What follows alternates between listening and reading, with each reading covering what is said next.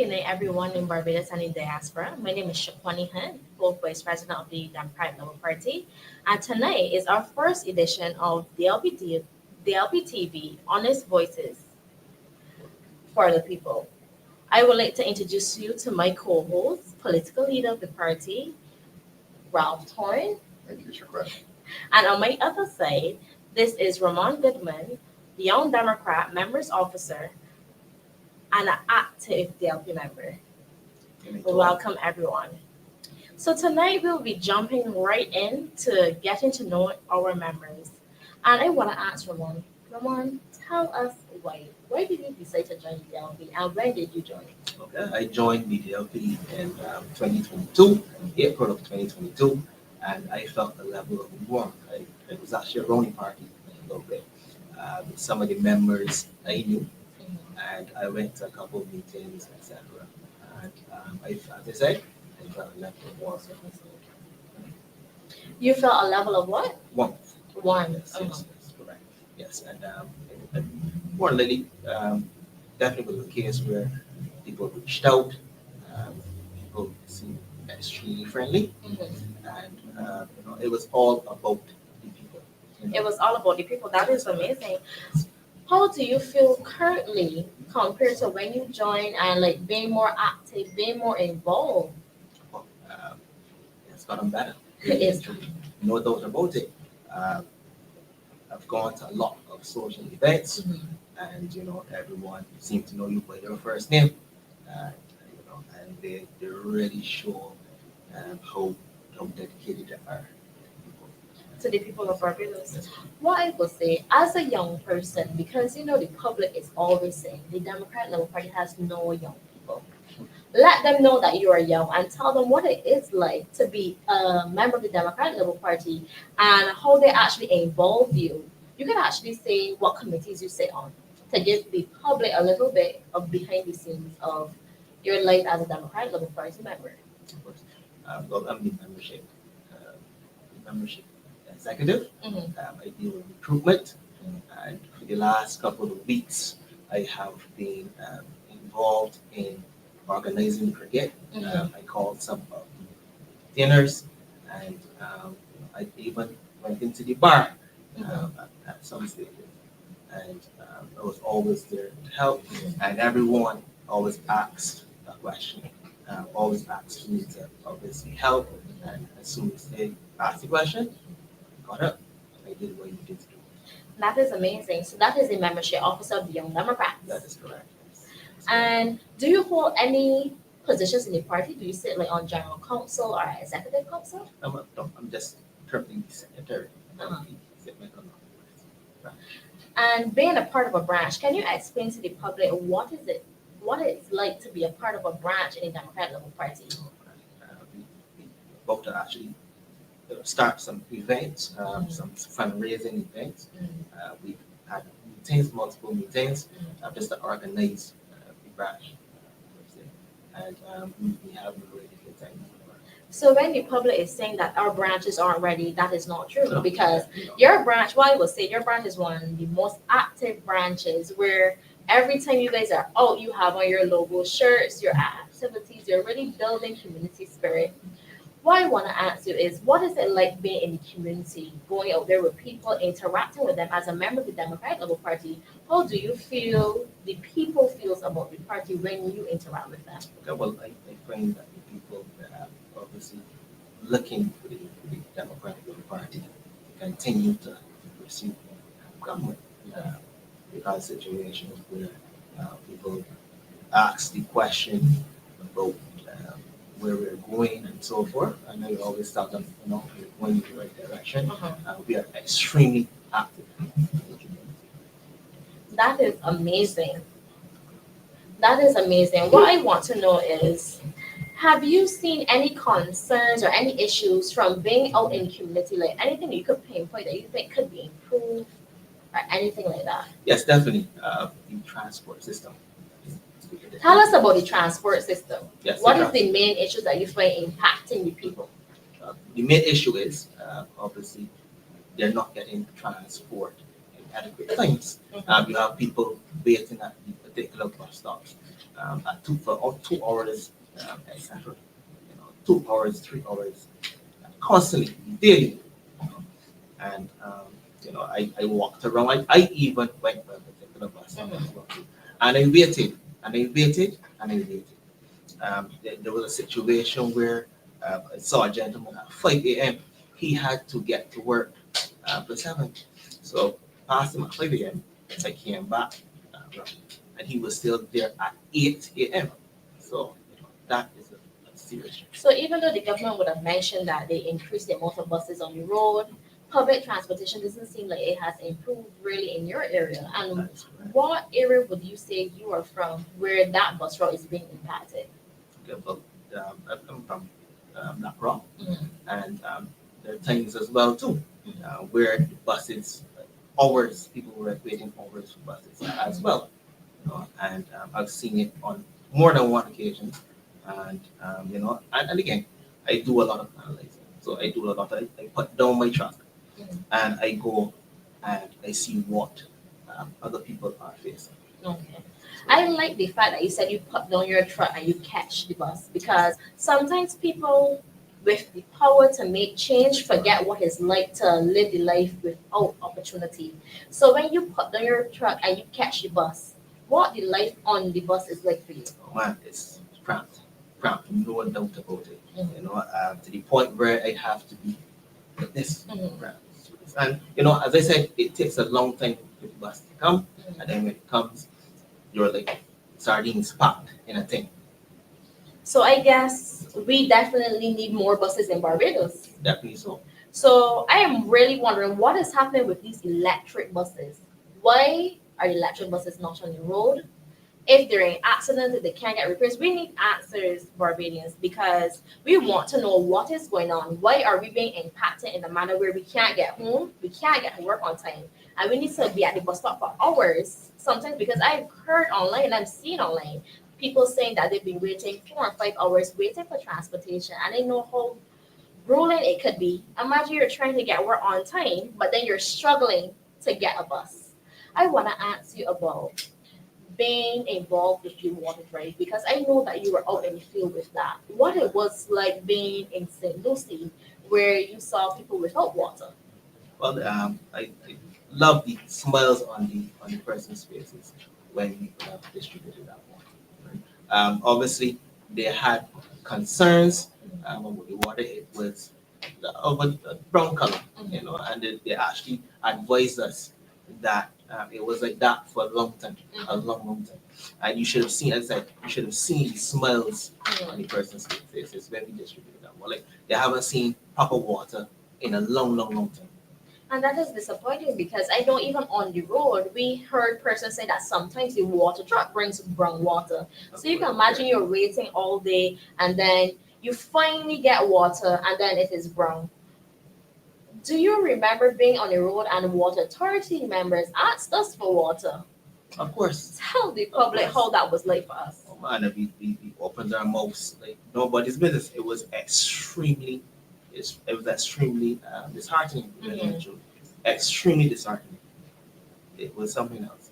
But again, I enjoyed seeing the smiles on the person's face when we did distribute the water.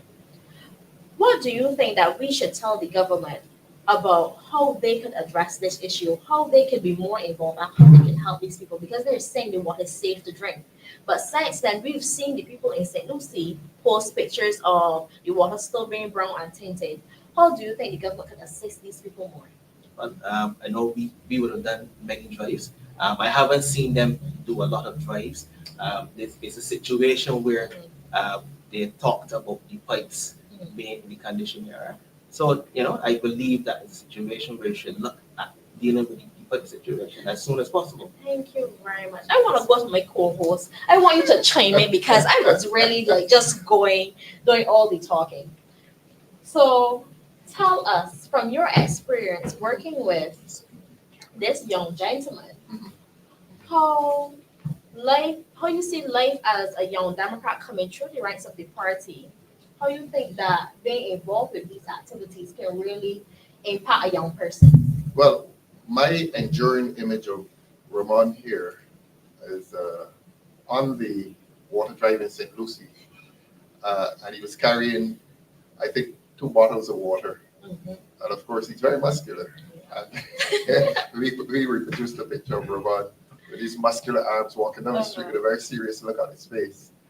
That's my enduring memory of, my enduring image of Ramon. But what I wanted to ask him, we've heard about the political interests, and I wanted to you to introduce yourself, your personal self to Barbadians. And I wanted to ask you a few questions so that Barbadians, they've seen the political activists, they've seen you in St. Lucie delivering water, they've seen you, I saw you at the picnic at Ryan Senator Walters' picnic, again, political activity. Let's come to Ramon, the person that the public will need to know, because you are an emerging young politician. I think you said you grew up in Black Rock. That's correct. Tell the public what are or were your hobbies growing up in Black Rock. I played cricket. And they're going to say that you're soft-spoken unless you speak up louder. So we want you to talk hard. Yes, no problem. Yes, I played cricket any chance I got. Was obviously living in Black Rock. I also played some football. I enjoy exercise. I enjoy working out. I enjoy video games, really and truly. I enjoy just building relationships and assisting. Let's hear about the cricket. You you played competitively, or this is That just is correct. casually? Yes. Who did you play for? I played actually national cricket Did you? for You're not telling us about this. for Barbados under 15. You played Barbados for That is Barbados correct. under 15, That is and we're correct. modest about it. We You want to should have talk about started that. with that. Actually, on 2 occasions. And batsman, bowler, all Batsman around. and bowler. You played, and what That number is you correct. batted at? I batted at number 4. That is correct. We're impressed. That is We have talented people in this party That is correct. that played under 15 cricket for Under Barbados. 15 cricket for Barbados. And why didn't you go on to under 19? And you should be playing for the West Indies. We lost today. We would have needed you. Yes. I think at that time I was a little, I was shy. Yes. No, I've got a number in my box. And, Yes. You know, ready to go for it. No, Ready to go back and play for him? might not get to that level, but We had a match on Friday. yes. How many runs you made? Oh, I didn't get off the mark, unfortunately. I didn't get off the mark at all. No, I didn't. Well, since you didn't get off the mark, let's talk about football then. Football. Well, I use that for more cardio than anything else. Right? Oh, It's but you called- played football as a No, I didn't boy play. in I didn't Black play Rock? competitively, Oh, okay. but I use it, as I said, just for some cardio. On my days. So when you were playing under 15 cricket for Barbados, Yes, that's correct. you were still at school. That is correct. Which school yes. was that? Alexander School. Alexander School. That is a very strong tradition That of is cricketers. Corey Collymore, Yes. Colin- Kimar Roach. Kemar Roach. Yes. Yes. Excellent. And you learned your cricket in Black Rock or at school? I would say in Black Rock. Every single day, Mhm. we would play in front of my house. There's some cricket. I asked you that for this reason, Ramon. Yes. A lot of cricket is not played at home any longer. That is correct. In my day, and obviously in yours, That you is learned your cricket at home, That is correct. so that by the time you went to school, Yes. you were already a good cricketer. Yes. Especially And you- under certain conditions as well. Right. You know? So you learned your cricket in your village, That is correct. in Black Yes, Rock. In Black Rock. In Excellent. Black Rock. Yeah, it was a hub. There were so many people who would come. Someone bang. Pass Really? through there. Yes, that's correct. In your community. A lot of people pass through there. I just played, even if they just played for one of the days, Uh-huh. they would come through. And this was in the road or on a pasture? in the road. In the road. Yes, many windows were broken. My goodness. That is correct. Yes, many windows were broken. Which road was this? This is Clark's Road. Clark's Road in Black Rock. Clark's Road in Black Rock. That is correct. Yes, Yeah. Clark's Road in Black Rock. Yeah. Excellent. All right. So we have the cricketer, Yes. Ramon Goodman. Goodman. Goodman. Yes. Sorry about that. That's all right. Ramon Goodman, the Yes. cricketer. The other sides of Ramon, church. Yes. that You is went correct. to St. Stephen's, I understand. No, there's the holiness. No, church, No, school. school. Yes, Primary St. Stephen, school. that's correct. St. Stephen's Stephen's Primary School. Primary school. Uh-huh. And then I went to Alexander. St. Stephen. So That is two correct, schools. yes. Tell us about the other side of Ramon, church. You grew up going That's to correct. church. Yes, that is correct. I recite, we call them recitations. Which church was this? This is the Brazilian Holiness Black Rock. The church right there in the corner by That Creek is there. correct. We used to go down there to That is correct. certain events because we were at Q. Q. Lesbian, which used to be Pilgrim Holiness. So That is you're correct. a real brother. That is correct. Yeah. Tell us about going to church at Clevedale Wesley Holiness. You know, actually, most of my family, they grew up in the church, right? I would have obviously they also sang in the church. In the church choir or in the church? I did solos. Yes, I did solos. Ramon could sing and told us nothing. But I don't think I can sing now, to be honest with you. In my time, the main event in the church would have been, well, there was Christmas with the recital and so on. That is correct, yes. And then the harvest. Oh man, the harvest. Tell us about the harvest. Oh man, I can see so many vegetables and fruits. That is what resonates with me. And again, recitations. Yes. I would say my recitation. And this is from what age? It's about I would say about 7, 8. 7. Yeah, Started early. Yes, that's correct. You entered there trembling. No, you know, at that stage, I think it was more ignorance to being shy than anything else. Okay. Just what you see there is what you get, especially at that age. Right? So I hope this question doesn't embarrass you, but you started church very early. Yes, that's correct. You're still going? No. I still have the background. I still have the ways of Yes. church Your instilled. values. That is correct. Yeah, Instilled. yeah. And my mother obviously continues to keep me in check. Good. So, Brothers and sisters? one brother. One brother. That is correct. Older or younger? Older brother. Older brother. So you're the baby of the family. That is The correct. spoiled one. No, I think it was a certain the same level of appreciation from both parents. Yeah. They showed us both equal love. To be honest with you, right? To be frank with you. Yeah. That is correct. So we have a fair picture as to who Ramon is. We heard the political side. We've now heard the personal side. You're no longer playing cricket. You're no longer playing football. And he's no longer a singer. He's no longer a singer. So what consumes your time?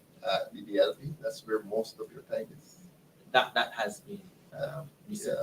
No doubt about it. Yes, right? it is. And I have been enjoying every. That was my next question. No, I have been enjoying every nanosecond of this. Why is that? Why I think again, there are 40 people. Right? Yes. Extremely. I believe the hospitality is like no other. Extremely down to earth, and they are always willing and the first people to want to help people. Right? And I've had experience obviously with young Democrats, always looking to assist, and I think my mantra has been building relationships and assisting. That's all. So apart from the hard politics, there's an enjoyable side to it. Extremely enjoyable. Extremely. Because I saw you at the picnic. That is correct. Yes. St. Michael Northwest's picnic. That's where I met you. That is correct. And I think last Sunday at the luncheon, At the luncheon. you would have been serving. I was behind the bar. You were behind the bar. Yes, I was. Yeah. So there is a social side to politics that is quite enjoyable. That's correct. There's a sense in which it feels like being a club member. That is correct. You're doing the things that you would do in a club. And just by the way, my father is a retired barman as well. Great. Yes, by the way. Yes, he was in the hotel sector for a minute, a long. Okay. So you left school as a teenager. That is correct. Yes. And what happened to Ramon after that? Okay, so I left school as a teenager. I initially would have thought about enrolling into UB and so forth, but at that time, my father, his position was made redundant. So I really thought about, in terms of money and finances and paying and so forth. So I went straight away and I got a job. I got a job as a customer service rep. That is correct, yes. Collins Limited. Collins That on is Broad correct. Street? No, that's the one in Warren. Oh, you never did Broad Street? No, I never did Broad Street. Oh, okay. I never did. We've just gone through independence, and you used to be a Wesleyan. That is correct. Grew up in the Wesleyan, and you and I, as Wesleyans, would tell the public that Christmas used to be a major time of year. Yes. Tell us about your Christmas growing up. But firstly, I had a godfather in the church, right? And So you had to go. But every Christmas, he would give me a little little gift, a little $100, a little gift. Yes, A yes. little $100? Yes. There's nothing little about $100 for a little boy. Yes. And I remember those fond Definitely memories. not accepted. What would you do with $100 as a teenager? Oh, as a teenager. Then, Back then, oh my gosh, probably saved it. oh, I had this thing that I would save the money until I wanted to go out. So, because I had to produce half of my money. So, okay. when I would go to school, I got save the lunch money, make lunch. Mhm. So, if my godfather gave me $100, definitely saving it for a rainy day. Well, let's say what Ramon did with this Ramon, what did $100. you At do what with your age? What age? I would say around 10. $100 at the age of 10. That is correct. He was rich. And he would religiously, no pun intended, give me this $100 Every Christmas. Yes, please. What did you do with this $100? From what I can remember, I bought a lot of candy, a lot of chocolate. Because I wasn't really into shoes at that point. But I bought a lot of sweets. No doubt about it. To the point where now I am not. Your a mom big knew sweet this? fan. Of course she did. Okay. I to the point now I am not a big sweet fan at all. You found your fill. It seems so. Definitely have my fill. But I love apple pie, Mhm. and I think I remember fondly buying an apple pie or two. You're slightly older than Shaquani. Not more slightly, but Yeah. tell Shaquani and the public, Christmas morning being a Wesleyan.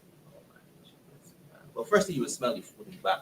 No, you had to wake up at 4 Christmas Well, morning. yes, let me start. Yes, there. start at the start of the day. Yes, my mother I would smell the food that in the back there, right? And we would. Oh, your get mom up- was cooking at That that is hour. correct. My And you mother woke up at what time? I woke up about this is 4. 4 o'clock, Actually, she would wake me up. right? Of course, she would wake me up, and she was able to time for church. And she would prepare. And the church services at what time? I think- Shaquani's looking at you in amazement. I used to go to church. Wow.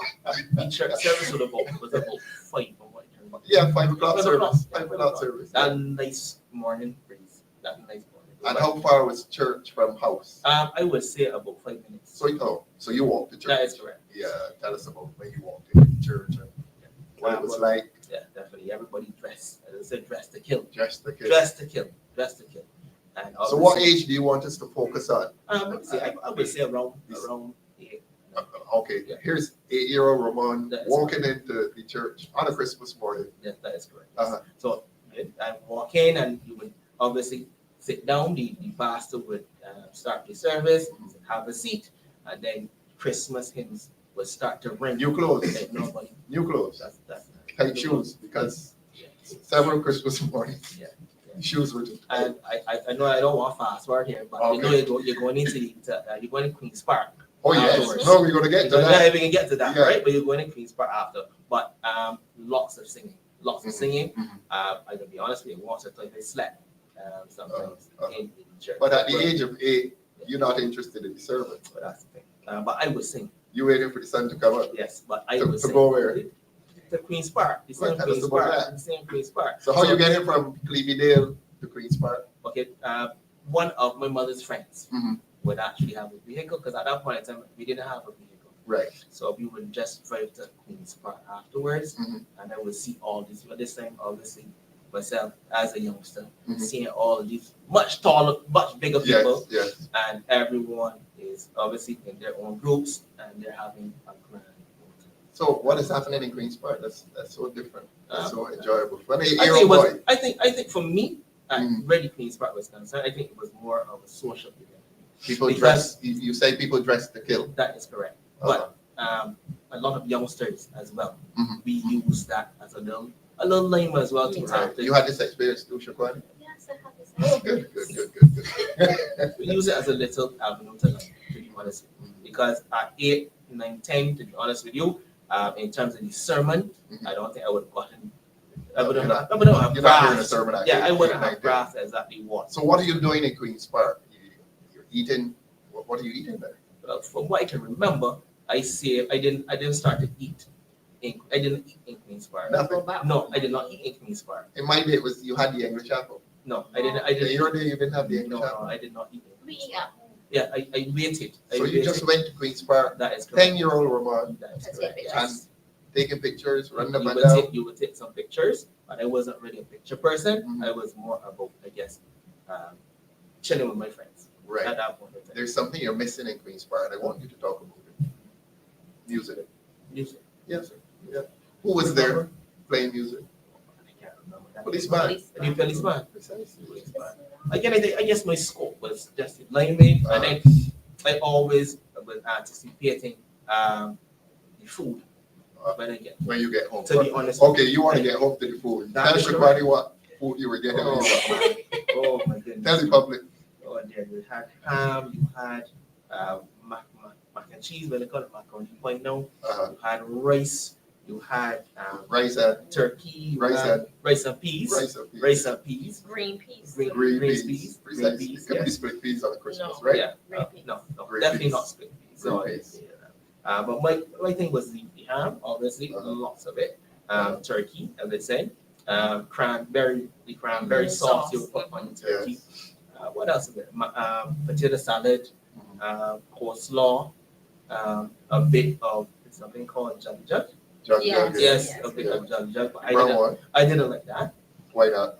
I Didn't like the didn't color? like, I didn't like the taste that much. And you weren't sure what it was. Yes, and that's another thing too. Because my focus obviously was the ham Uh-huh.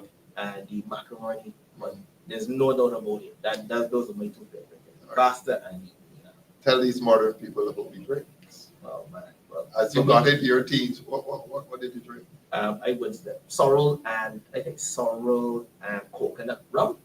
Rum. Yes, sorrel. Sure. Well, teens a little. It was a little young where that was concerned. But I saw my parents actually drinking the sorrel and the coconut rum. In your day, falernum. Falernum. Yeah. And you mix the falernum with coconut water, Coconut water. and I think they used to call it some kind of champagne or something. But to be honest with you, as I said, I was a young, so I just saw the falernum. All right, let's go Yes, into the that's teams. When did you stop going to the Queen's Park? I would say around 15, 16. 15, 16. That is correct. 15, 16. Yes. 15, 16. Okay. And of course, it was a different experience from when you were 8, And that is correct. because you're more mature now. Yes, and I think it was still about, for me, it was still about liming. It was still about liming. But as I said, I anticipated, even as I got older, Mhm. the food when I get back, there's not about it. As I got older, it got How were you dressed in Queen's Park as a 15, 16-year-old boy? 15, 16 years old. I can remember this, I had on a green suit. Green Suit. Your Yes, impression, a what? green, A green a suit? green suit. You would have liked the fellow who had on a green suit? A green suit. I don't know. A green, and I can remember this particular green suit. Distinctly. Why do you remember that green suit? Because it was a strange color. I think so. You know, so you would definitely remember that. But my mother would have put me in She it. chose you. Yes, She of chose course she that for said you. yes. You weren't upset. Well, when I got to Queen's Park, I realized, I started to get these looks. I said, well, something. Lots of admiration. Don't think so. They discuss more so that. Ramon, would you say that every year when you went to Queen's Park, you tried to outdo the last outfit? Because I remember doing that. I think for me, my mother played a major role in what I was. She wanted you to outdo the last outfit. Well, I would hope so. I think we might that almost have to green one- call your mom. That green Green one one. definitely didn't outdo any other. Any photographs of you in this green suit? We need I will evidence. not. I really We hope need not. evidence. We had a Grinch in Barbados. I really hope not, because that, I would. That's why I remember that. But my mother, as I said, would always try to dress my brother and I, like a twin. We have on the same outfit. I can still see some. Actually, we still have some pictures of my brother and I dressing. I'd be like, maybe there's an age gap. It's about a 5-year age gap. But she would always try to have us in the same thing. You were at school with your brother at St. Stephen's? No. You were? Never had any time together? No. Okay. Not at all. Actually, not a year in St. Stephen's. He was at RSD in American school. Yes. So St. Stephen's, that was the building adjoining the St. Stephen's Church? That is correct. Up on the hill. Initially. Very small school, wasn't it? Yeah, really small. But the thing about it is that the nursery school, right? The nursery school. Yes, I went to the nursery school. But then when it was to transition to the primary school, then they built the new school. Oh, I see. So I never had any primary school experience in the old location. Y'all had a playing field on that area in that school? They had a little something, a little patch. A grass piece. That's a little grass piece. So you learn your cricket at home in the road. That is Right. Everyone, I just want to thank Ramon again for coming on tonight. And then we just want to go to a quick little intermission. We're going to take a break and then we're going to be back with you just in a bit. Thank you.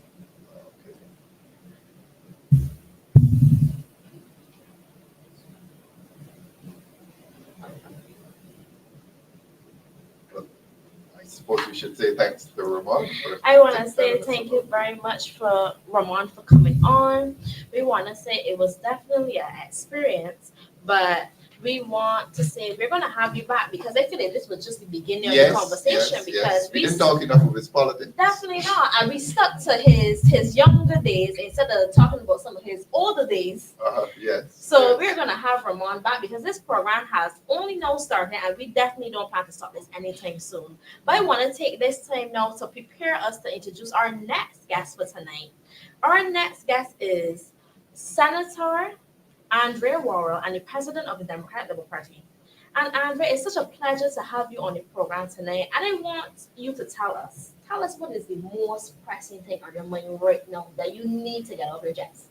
Well, thank you very much for Shakwani for having me on the show. It's a pleasure for me to be on the premiere of DLP TV, Honest Voices for the People. And you put me in the hot seat was the pressing thing on my mind. There's a lot on my mind. I am concerned that we're entering into Christmas, and there are a lot of Barbadians who are not certain where that Christmas meal is going to be coming from. I'm concerned about the health care in this country. I am also concerned, we just came out of the independence activities, and there were some things there that I would share with you a little bit more about. But most pressing thing for me is, just to see Barbadians happy and to be happy and live together, in unity and stuff like that. And for the Democratic Labour Party, to win the next election whenever it's called. Because people have been, when you go out, the people that greet you to tell us, just get your act together. Yes.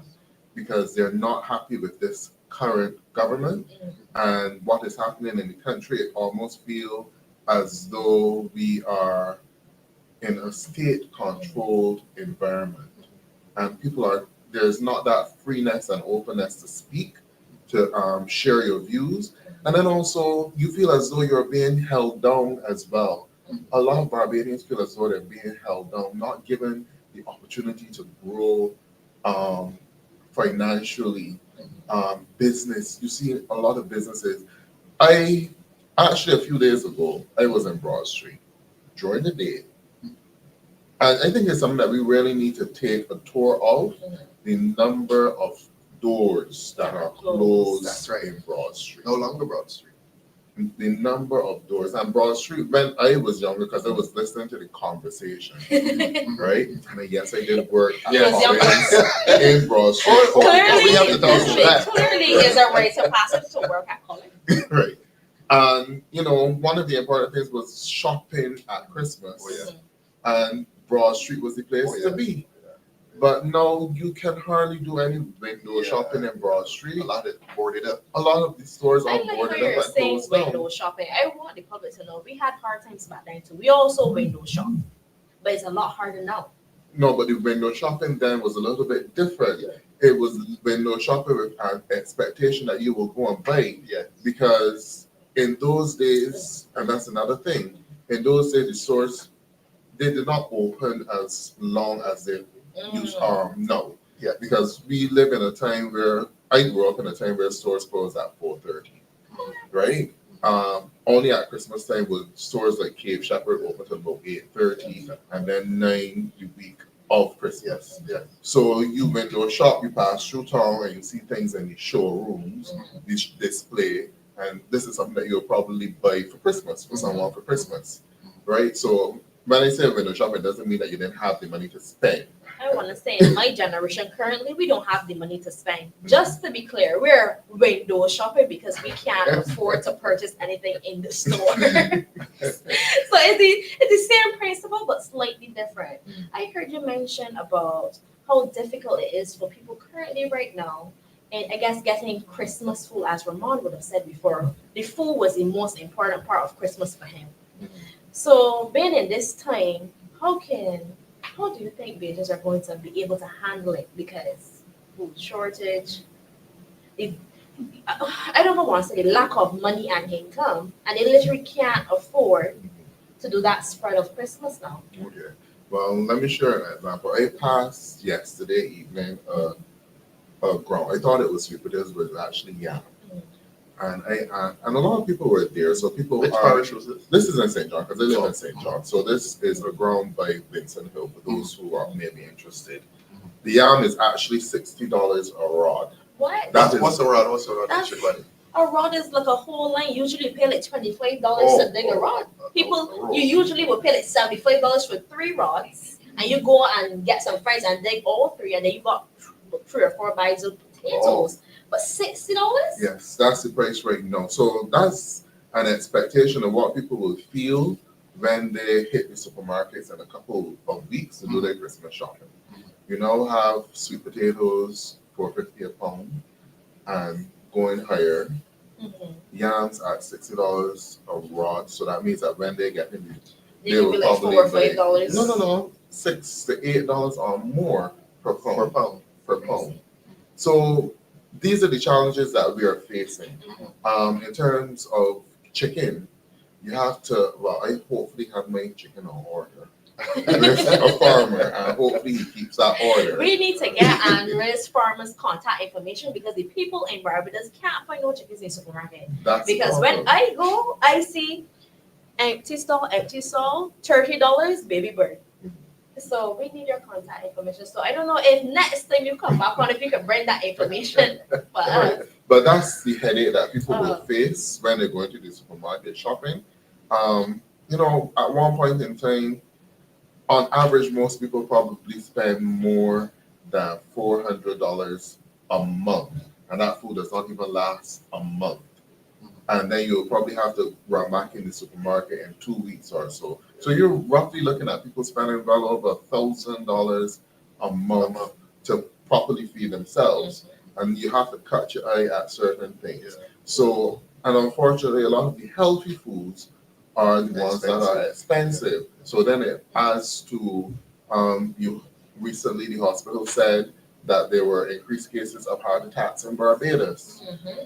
You know that we have the issues with the non-communicable diseases such as hypertension, diabetes, all of those things that we have to look for. And these are related to your diet and your exercise. So my concern is that, we are in a very high cost country environment. We are not getting the production in agriculture that would give you the healthy food. Well, thankfully, someone bought 3 sour socks with me yesterday. I like I need to move to St. John. In fact, Andrea, we could probably tell our audience that last week the government went to Parliament and converted an agricultural station into housing. And that is a big statement about how this government is treating agriculture. Yes. We've closed an agricultural station and converted it into concrete. Yes. And you're here talking about food shortage in Barbados. Correct. We are de-emphasizing agriculture. That's the point we made in the Parliament. Yes, I was making that argument in the Senate on that very same Yes. resolution, the vesting of land in NHC, land at Holders Hill, Correct. which was the Used to be Bullings agricultural Station. station. Yeah. And the point that, government needs to show Barbadians that they have an interest in agriculture and not only reserve land for agriculture, but also give the farmers the assistance necessary. Yes. I was challenged on it because I made the point that the government alone is responsible for the demise of the poultry industry in Barbados. And I go back to the compact which they did, where you saw chicken selling at $3.50 or $4.50 a pound in the supermarket. Why I say that the government was responsible for that demise, that was a bad decision. Because in Barbados, most people buy their pork, chicken, and eggs normally from the farmers around them, especially if you live in the country, right? When the government introduced that decision, it forced the farmers now who were normally selling their chicken at about $4.50 a pound or something, they had to cut back. But government did it in such a way that you did not offer the farmers any assistance to pay for labor costs. You didn't offer any assistance in paying for the feed to the livestock. You didn't offer any assistance in the water bill. So it resulted in a number of farmers having to take a lower price, and therefore it wasn't making sense to them to be in agriculture. I know this in particular for one farmer that I got eggs from. I could rely on them religiously. Just had to make a call and say, I want 2 or 3 crates of eggs, and he would tell me, when I get there, it is there. And it hurt my heart when that person told me, look, we are cutting back on it. So we won't be doing as much anymore. As the birds die out, we will just, So what's happening to the small poultry industry? The small poultry industry in Barbados is basically struggling. There are a number of different factors. Yes. You had the heat stress. The government could have assisted with that as well, because heat stress means fans, electricity. So if you have a project that you can help the farmers reduce their electricity costs and still be able to provide the fans to deal with the heat stress, that would help. You also have the feed costs. The feed prices did go up because of the cost of corn and stuff like that. The government chose to offer the subsidy directly to robbers. I felt it would have been better, because we have a rebate system in Barbados already, that you could offer the subsidy to the farmers in the form of a rebate. Because we have to say in Barbados, look, a bag of starter, farmers can operate with a bag of starter costing $45. If the robbers have to take the price to 60, we are going to bridge the gap and offer the farmers a rebate between that $45 and $60 so that the price can stay down. That would have been a better alternative to keep the price down. The farmers would know that the money will be coming back. They will have cash flow. What's the level of government assistance then to these small poultry farmers? None. Anything at all? None really, no tangible assistance. Not even in terms of energy supply? I mean, if you have a poultry farm, it has a roof. What about the renewable energy, the alternative energy? Right, things like that should have been done, could have been done, but don't forget, the same very government had the renewable energy sector on gridlock because of all of the solar fields that you have in the country. Because remember, we also debated the change in the Electric Light and Power Act a couple months ago, and they made the point that they were just doing cosmetic changes and not really dealing with the problem. I remember that, Because the main issue was that you needed to, they expanded the solar fields beyond the capacity of what the grid can carry. So you did not have the battery storage to maintain it. So then a number of people who would want to go to solar have applications over a year waiting to be approved. And this is also impacting the banks as well. But I'm told you can have your independent system. Yes, you can. With batteries. But that's a little bit more expensive. But but is this something that government could consider assisting the farmers with? Yes, they could, and something like that should be done. Because it would tremendously reduce the cost for the farmers. Because the farmers, two things. They need to cool during the day, and they still need to provide light as well. At night. And help in terms of changing up the lighting so that the wouldn't pull as much electricity. And if you can set up the renewable energy, those small farmers should be able to earn something back from the grid, or even set them up off grid, but offer that assistance. So you want to answer, go ahead. I wanted to chime in here a minute because I'm the chimer, but you're the main person. But you two were just so deep in the conversation. I wanted to say, when I was younger, at my household, my stepfather set up a renewable system, and we had tractor batteries. So all tractor batteries, when the people weren't using it, we attached our solar power system. So that was a way to store electricity. So that means that if the government really wanted to help, they can say, okay, if after 3 or 4 years you should replace your tractor battery, we will give you a discount if you donate it to a person who needs solar power. That is something they can do because they know what kind of capacity a battery can hold in terms of electricity coming and being stored off the grid. Mhm. So what is happening? Where are they not connecting the dots? Is this something they have dropped the ball on again? I think that the government has dropped the ball on a number of things. When it comes to small business, they don't even bother try to catch it. And they deal mainly with big business. So that is what is hurting a number of Barbadians. Yes. Because we are. So it is more about than perception. It actually is the reality. It is the reality because I think that this government has the belief once big business in Barbados is booming, the crumbs will Yes, trickle trickle down. Yeah. And everybody else at the bottom will be fed and feel okay, but that's not happening. Right. Somebody And else before is you go there. on to your next, but I want to give persons online and watching who are listening to us an opportunity to call in. If you want to call in and contribute to the program, or just say about how we're not trickling down to you, this is the number. It is 1725 253 1124. So this number would be on WhatsApp, so you can call on WhatsApp. You can have it at the bottom of the screen, so you can see it all night. So if you want to call in, you can call that number, and we can hear your concerns. You can tell us about how the government is not trickling down to you. So Andre, let's get back and tell us about the next pressing thing, because I heard you mention accident and emergency, and I want to know how a 2-day wait gone to a 5-day wait now. Yes, Tell definitely. the public how it got worse since the renovation. Right. Well, as you know, I'm the spokesperson for health, Yes. so I will be glad for an opportunity to speak on that. One, I must say that I noticed that the Queen Elizabeth Hospital has been upping their PR a bit, which is good. But my issue with the way how they're doing it, they're speaking to things 2 or 3 years down the road, but not addressing the issues that people are going through right now. For instance, you heard today they mentioned the digitization. Now that is a project, and they did mention, to be truthful, between 2025 to 2028. But what Barbadians are facing right now is paralysis at the Queen Elizabeth Hospital, never seen before.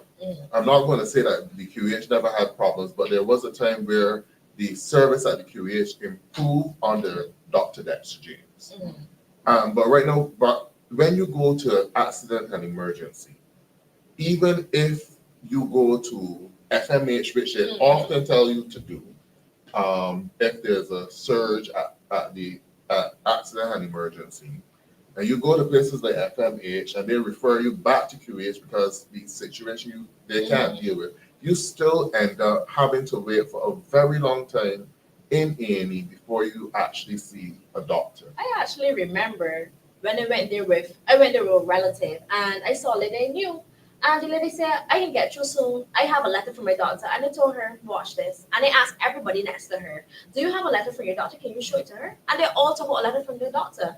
Every single person waiting had a letter from their doctor, meaning that their issue was emergent, but they still had to wait. And I remember she was there 3 days, and she woke up bleeding from her mouth. So imagine she had a blood disorder. So when you think about how emergent it is and you still have to wait, it doesn't matter when you go to accident emergency. But you mentioned something just now about the hospital digitizing their system. Didn't the hospital just not someone got hot and then they couldn't recover your documents, they couldn't get your test results? So that whole 6 months where they were trying to recover, every test you had in that time period had to be done over. So how are they going to protect our information now after this being hacked recently? Well, that's a matter for a cybersecurity expert. What I can say with regard to that, now there are some aspects of the hospital which are already digitized. You can get all your lab results and stuff like that digitized. But if you go to the hospital, you notice that the doctors spend more time when they're doing the consultation with you, waiting for the system to reboot or upgrade to show your information. So if you're going digital, you need to do it with the right technology so that if they want to say the information will be there at your fingertip, it must happen quickly. Because oftentimes the doctors have to give up on the computer that is there in the office and use their phones if they want to get the information faster. So you need to have a complete upgrade of all of the systems within the So hospital. you're saying that the government also needs to bring out a plan for giving doctors, nurses tablets, because everyone has said that you have to go to one computer and share with other doctors. How can you get that information instantly when you're in front of a patient? Right. You not only give them tablets, but you must also have an operating system that is fast enough that you don't have to wait 5 minutes, because 5 minutes in reality that's another be patient like that you could be seeing, because you're waiting 5 minutes for the record for the patient in front of you to upload. So, you need to have the right processing system, but we also need to throw some licks as well, though. From the time this government came into office in 2018, remember when the first persons who were sent home were the clerical officers. Yeah. And they promised those clerical officers that they will have jobs in terms of digitization of the medical records. So that was 2018, 2019. This is now 2024. Going into 2026. Going to 2025. Why has that not been done already? Where are the persons working, especially women who lost their jobs, working in terms of digitizing the records at the hospital? Because it's not just the records at the hospital that needs to be done. If the hospital have it, but not the polyclinics, it's really not serving any purpose. No. All of those things need to be. All of those records need to be. So that means that they need to call back that staff, those people who were working previously. So we're asking the government, what happened to the clerical staff that was previously working? We want to know if they're getting back the jobs that they lost previously. That they were promised since 2019 Ooh. or so. But to get back to your point in terms of the issues with the hospital, we have to come to the reality is that we have a hospital system which may not be large enough to deal with the population. So one of the problems the accident and emergency face, their slow process in getting persons admitted to wards because there are not enough beds on the wards. Yeah. You also have the issues, not enough consultants working with the junior doctors, because the junior doctors have to be supervised and they must be signed off by a consultant. So we need to get more consultants or even registrars into the accident and emergency to work along with the junior doctors and the medical students, the interns, to make sure that you can get people out as quickly as possible. Andre, I've heard you speak of the lack of accountability from the Ministry of Health. And I've heard you say that the irony is that we have two ministers, but the most you're hearing from is a not the junior minister, corporate communications consultant. You hear from him more than you hear from the two ministers. I've heard you talk about that before. Could you expand on that and tell the public how you feel about that? Yeah, and this is a problem because you have the actual minister in charge, which would be Senator Dr. Jerome Walcott. I've not heard from him in a while. Yeah. And then you have the junior minister. But the issues that people need to hear need to come from those two. Accountability. The accountability from those ministers. But you have, right now we are being fed PR. Precise. And I hate it when the communication consultant comes on the radio and say to people, there's a surge at accident and emergency, do not come. But if you're sick, what are you supposed to do? Especially time on I hear weekends. that, I wonder, what is he telling the public? Where do he want patients to go? Because they're not giving you an alternative that is free. And even when you go to some of these paying facilities, they send you back to the hospital after taking your money, doing nothing. And then they tell you, oh, unfortunately, we can't treat that here. You need to go to the hospital, which just told you they don't have any space for you. So what are we supposed to do? Well, the point is you can't treat a PR person, or what a PR person says, you cannot treat it the same way as a As policy, because that's not policy. Precisely. Right, and that is what we need to hear coming from the minister, the policy. Because, as I said, there's addressing things 2 or 3 years down the road. But the policy now would address the issues of the day. So the policy now would address that we no longer have these 2 or 3 day waits. Mhm. That needs to come from the minister. That is, I am going to make the staff available. Mhm. Tell us why we are having these 3 and 4 day waits in accident and emergency. You need to come clean with the people of Barbados. There's a open day at town hall tomorrow. I hope that they do that. They come Oh, there clean. is? There is. That they come clean with the people of Barbados. Tell us where the gridlock is. In other words, there's a difference between public relations and statements on policy and accountability. Exactly. And what we're hearing is public relations. Right. We're hearing Feel public good news. feel good news. Yes. Things because and then some people might think, oh, the hospital doing something. But when you really analyze what was said, you recognize this is something 3 or 4 years down the road. If you're getting a loan for $130 million, it doesn't solve the problem instantly. You still have to wait. Yes. So what are you doing to address the problems that can be fixed right now? Because all the hospital needs is proper management of that accident and emergency department. You can do it with openness and transparency. Let people know the facts. Don't tell them don't come, Right. but let them know exactly. Because I think that Barbadians do cooperate. Yes.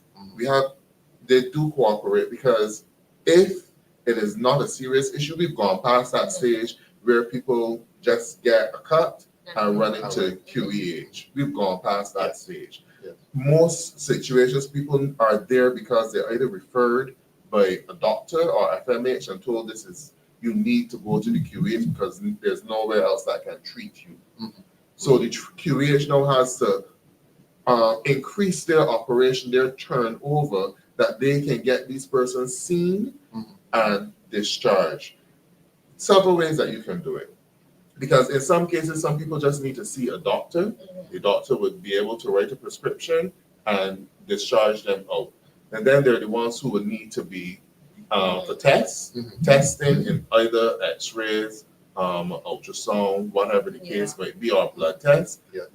But don't just have people out there waiting for a long time.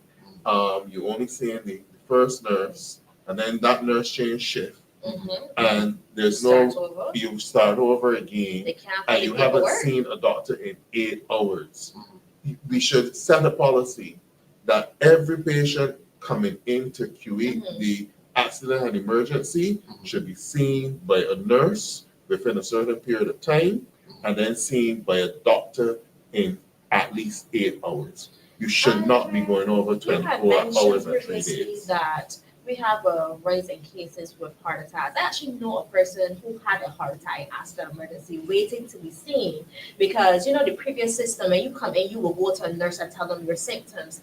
Now you go to the guard and tell them your name, and then you're asked to sit down. There's no urgency in accident and emergency because everybody who comes in has to wait until a nurse comes out. So normally if you have a heart condition, you go in right away, but no, they don't have a system in place to quicken that system. So now we have a lot more people having heart attacks in the hospital itself. I actually also encounter issues with the guards. I don't know if they need to retrain, but people waiting long, you want to see your family. There's a limit to how many people can go into accident emergency at a time with a family member. If you have a child who is 17 or 18, they're telling you can't come in with your child because they're old enough and we don't have the space. But you have a child, as a parent, you would want to go in with your child, but they're telling you they can't accommodate it. You have guard people like barring off people. I actually saw them bar off a man in a wheelchair, telling him he's entering an accident too much times. I myself actually personally submitted a complaint for a guard because he threatened me, and the accident emergency has a complaint system with the hospital. That was, I don't want to lie, earlier this year, January or February. I've never even received your email. Thank you for submitting your complaint. So I don't even know why that system is even set up. So I think they have a lot of issues where they need to look over. Can you identify some more issues where you think that they can really step up on inside of the hospital? Well, that situation, the guard may just be dealing with the environment because obviously if it's overcrowded, the guard is there to police the security area. It is really the patient advocates and stuff like that, and the nurses and doctors who are responsible for getting the persons from the waiting room to the bat and then discharge. But I think in terms of the hospital, the staff do their best with the resources, and because you must understand that they must be under pressure too. The hospital is short of staff. That's the reality. Yes. A number of our nurses are leaving for greener pastures. We need to Where are find. they going? They're going to Bermuda. They're going to the UK. They're going to the US, and in particular the UK as well. So Any ideas the numbers per year that we're losing? I cannot give you specific in terms of numbers, but I do know But we that are losing. we are losing, and even the nurses. So we're who- training our nurses here, Mhm. and they're going to other countries. What I will say, somebody told me once you're trained in Barbados and you apply overseas, you automatically get the job because we train Training nurses. is worldwide. highly because We there's train demand nurses for worldwide. nurses worldwide, Worldwide, yeah. right, and also Canada as well. Mhm. And then we even have the situation with the same nurses from Ghana. A lot of those use Barbados as a stepping I've stone heard that. Yeah. to get to Ghana, to get to the UK, to get to Yeah. the US and Canada, so they're not necessarily staying. Mhm. So we need to find a way to attract more people. Mhm. If it is better pay, offer them better salaries. Mhm. Obviously, people are going to move from a situation where they feel overburdened. Yes. It's not just the nurses who are leaving, but the doctors who are leaving as well. Losing our doctors. We're losing our doctors as well. There may be a need for better communication Yeah. within the environment, the hospital, but we're losing a number of trained specialists. I'm certain that if the minister comes clean to the people of Barbados, many people don't know that there are many specialties that we have to fly persons in to Barbados, and that would result in the delays in terms of getting clinic appointments. I would like to envision a better healthcare system in Barbados. And I think that that's the role of the Democratic Labour Party, to envision a better healthcare system in Barbados. Yes, I prefer it to be free. But I want it to be also accessible, Yes. Yes. where all Barbadians are able to access. I am thinking that that was the vision of Errol Barrow when he took this country to independence, Yes. when he set up our education system, Education and health. give us free education and health, that healthcare should be accessible Yeah. to all Barbadians, and it should not be a situation where you feel as though you have to beg for it. And I think that we can do better. We can do better as a country. Education, we are educating our people, but then they're becoming frustrated and leaving. Yeah. So we're losing skilled professionals. Yeah. So we can no longer be satisfied when people will leave and go overseas to earn better pay. Why can't they earn the better pay here in Barbados as well? Because you have people that are not just leaving, going to Cayman Islands, going to Turks and Caicos, other territories to work, right? We need to really look at our pay structure in Barbados and the amount of work that we put on individuals. If you have a situation where you are short of staff, because we're in the IMF program, admit it, IMF means short of staff. Yeah. Yeah. Right? Yes. So I'm dyslexic in that way. But you know, Andre, you're talking about government failing to pay properly. Let's put it that way. I wonder if people in Barbados recognize the level of government travel that is taking place in a country that has austerity measures. I mean, we have a prime minister who's hardly ever here. Correct. I said it in Parliament last week, and you know they were upset with me. But I have not seen a full Parliament since the budget. And every week, 2 or 3 ministers, I assume, if you're not in Parliament, I assume you're traveling. This government is a well-traveled government, and I don't think Barbadians understand that it is high cost. I mean, I assume they travel first class. I have no problem with that. I assume they stay in 5-star hotels. I have no problem with that. I assume they take senior personnel from the ministries with them. No problem with that. But it is the regularity. And what is Barbados getting in return? I mean, we're spending millions, not hundreds of thousands. We are spending millions per year on travel. And of course, I didn't mention the per diems. Whenever a minister travels, he gets some good hard US dollars to put in his pocket. I wonder if Barbadians know that. So that the cost of travel for the cabinet is very, very high. And I think it is too high. Yeah, I definitely agree with you. And because that's the thing, they would always say that there's not enough money to pay persons a certain salary, Mhm. but yet so we don't look at the amount of money that goes in travel. Yes. We don't look at The the luxuries. number of consultants that they have Mhm. who probably don't even leave home. Some of them probably have not even left their homes Yes. since they became consultants, but they receive a payment every month. And some of them we don't even know. And exactly. And then also we did the loan, the debt swap. Mhm. The loan that they refused to call a loan. Mhm. I wanted to make the point during that debate because you know the Well, make it fees, now. the fees for that loan annually for 20 years is $60,000 to each bank. That's just the 60,000 in fees. In fees every year Mhm. to each bank that is participating in that. Yes. Yes. That's all. That's the salary of a junior doctor, Correct. Wow. Correct. right? So you could imagine how many junior doctors that we could be employing Mhm. Precisely. in the hospital. Yes. You could imagine how many nurses we could be employing because we need to look at the fees, low interest rate but high fees.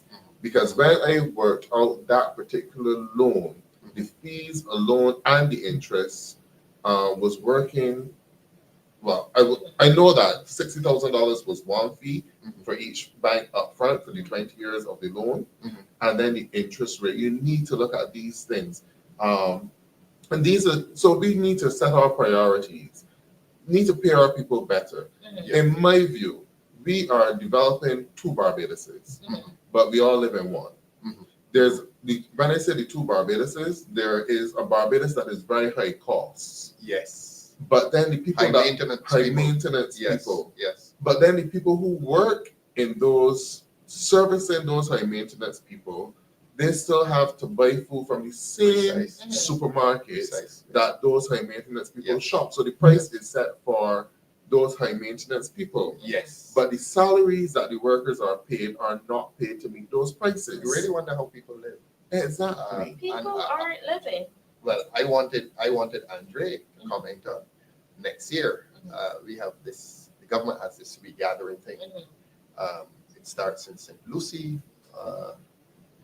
I think the theme is faith, and I have a concern. Then you go through the year. You come to November, St. Michael. You know the theme for St. Michael? Something about what about something like that. Fetting and food. Fetting and food. And my view is that next year is going to be a year of heavy government spending, and we know in anticipation of what? Mhm. Yeah, we know in anticipation of an election. Mhm. So that if people feel that the government has been spending lots of money recklessly over this last year and the last few years, I think next year is going to be heavy spending, Mhm. not for the benefit of people, but to the benefit of the government in Right. anticipation of an election. Mhm. Yeah. And, Shakwani did not tell the public you're a very senior member of the party. I don't think she told them you're the president. You did? Oh, excellent. I didn't hear it. And you're a senator, and you therefore speak with authority for the party. And I wanted you to comment on what you anticipate in terms of government spending next year. How do you feel about regathering next year? Well, in terms of the regathering exercise, is it sustainable? Mhm. Will it be down to long-term jobs for the people of Barbados? These are the things that we look at, that we need to look at. I have, and again, this goes back to the priorities of the government. They seem as though it is a government that will give persons a 6 weeks job, Mhm. but you cannot go with a letter for a 6 weeks job into To the courts to bring them to bed, Precisely. or even to bring them to school. It's like the football. Exactly. So they are very transactional. Yes. And we Yes. need to move beyond that to start developing and creating industry in Mhm. Barbados. I also think, too, that it may impact on the productivity of this country as well, because you are developing a mindset where persons are more interested in betting gig Revelry. jobs, Yeah. short-term jobs. Yes. But short-term jobs do not necessarily mean that they're going to be productive. Well, to use their word, sustainable. They're not They sustainable. love words. And sustainable has been one of the government's buzzwords. The other word is resilience. Mhm. You hear that every time they speak. But I do have my concerns as to And what are the reckless government metrics that we will use to determine whether the gathering is a success? Who is going to monitor the number of people coming in, the revenue that is going to be coming into the country? Tourism. What has government said about it in terms of the whole idea? What is we gathering about? Is it an appeal to the diaspora to come home? Is it a reunion of Barbadians? What It is an it? appeal to the diaspora to come home, right? So you're targeting permanently or on holiday? On holiday, more or less, and you're hopefully to spend money. And you're targeting particular parish at certain times. Yes, and yes. hopefully you'll be highlighting the things of importance in those parishes. So conceptually, not a bad idea, but it is the spending towards an election that one must fear. Exactly. And the overspending. Exactly, because all it will be a series of events. Yes, and I think so too. Raising popularity of the government in certain areas. Yes. But popularity contest. Are they going to give us the true figures? What did it cost you? They haven't. They don't have a good record on giving on accountability. Exactly. Andre, I know you said that we're gathering starting next year. January. But there's a regathering in the diaspora in the UK starting December 7th. And from what I am seeing, it is a political event because it has on the BLP's logo on it. Really? Yeah, it Really? does have the BLP's logo on it. So my question is the regathering a Barbadian activity or is it a political drive? Is it national or partisan? Yeah. And it, Really, what from is what you're saying, regathering? it's partisan. Because It's partisan. yeah. It's a BLP event. it seems like a BLP event. If it has their logo on it, they must say something on it. Because I thought the regathering And initiative using state funds using state funds. and promoting a party. Promoting a party. So the real question is this a Barbadian event calling home Bajans, or is this a call to find people to join the party? The latter. Because it seems like they are misleading the public because regathering previously was a call home Bajans. It Yes. seems like it's now a call home, like a back signal. I think that if you check the general orders, anything that the state does should never have the branding of a political party. Should never have the branding. If it is a state event, it should not have the branding of political party because then it promotes that as a political. And you also have our civil servants as well who are not Compromising supposed to be political. Precisely. So you're basically compromising them. Yes. And you are seeing it a lot under this Barbados Labour Party government that if you do not show that you wear red, you are not going to get. And I do not think that Barbadians should have to be living under that. Yeah. Our civil service, which has been triumphant in terms of keeping Barbados steady over the years and being professional. and being professional, Yes. has been They've been compromised. compromised. Yeah. Because one, the hiring practice of the government, Yes. Friends and family. friends and family. This whole idea of you having contracts for 3-year contracts for senior government positions, even for a PS, Yes. the chief education officer, GIS. right? Fisheries is also And fisheries, one. Yeah. Agriculture was also one. Yeah. So you're frustrating the careers of the Right. servant. Even customs Really? is also falling under that bracket as well. So I would like You're Barbados demoralizing the public service. and to think about it too.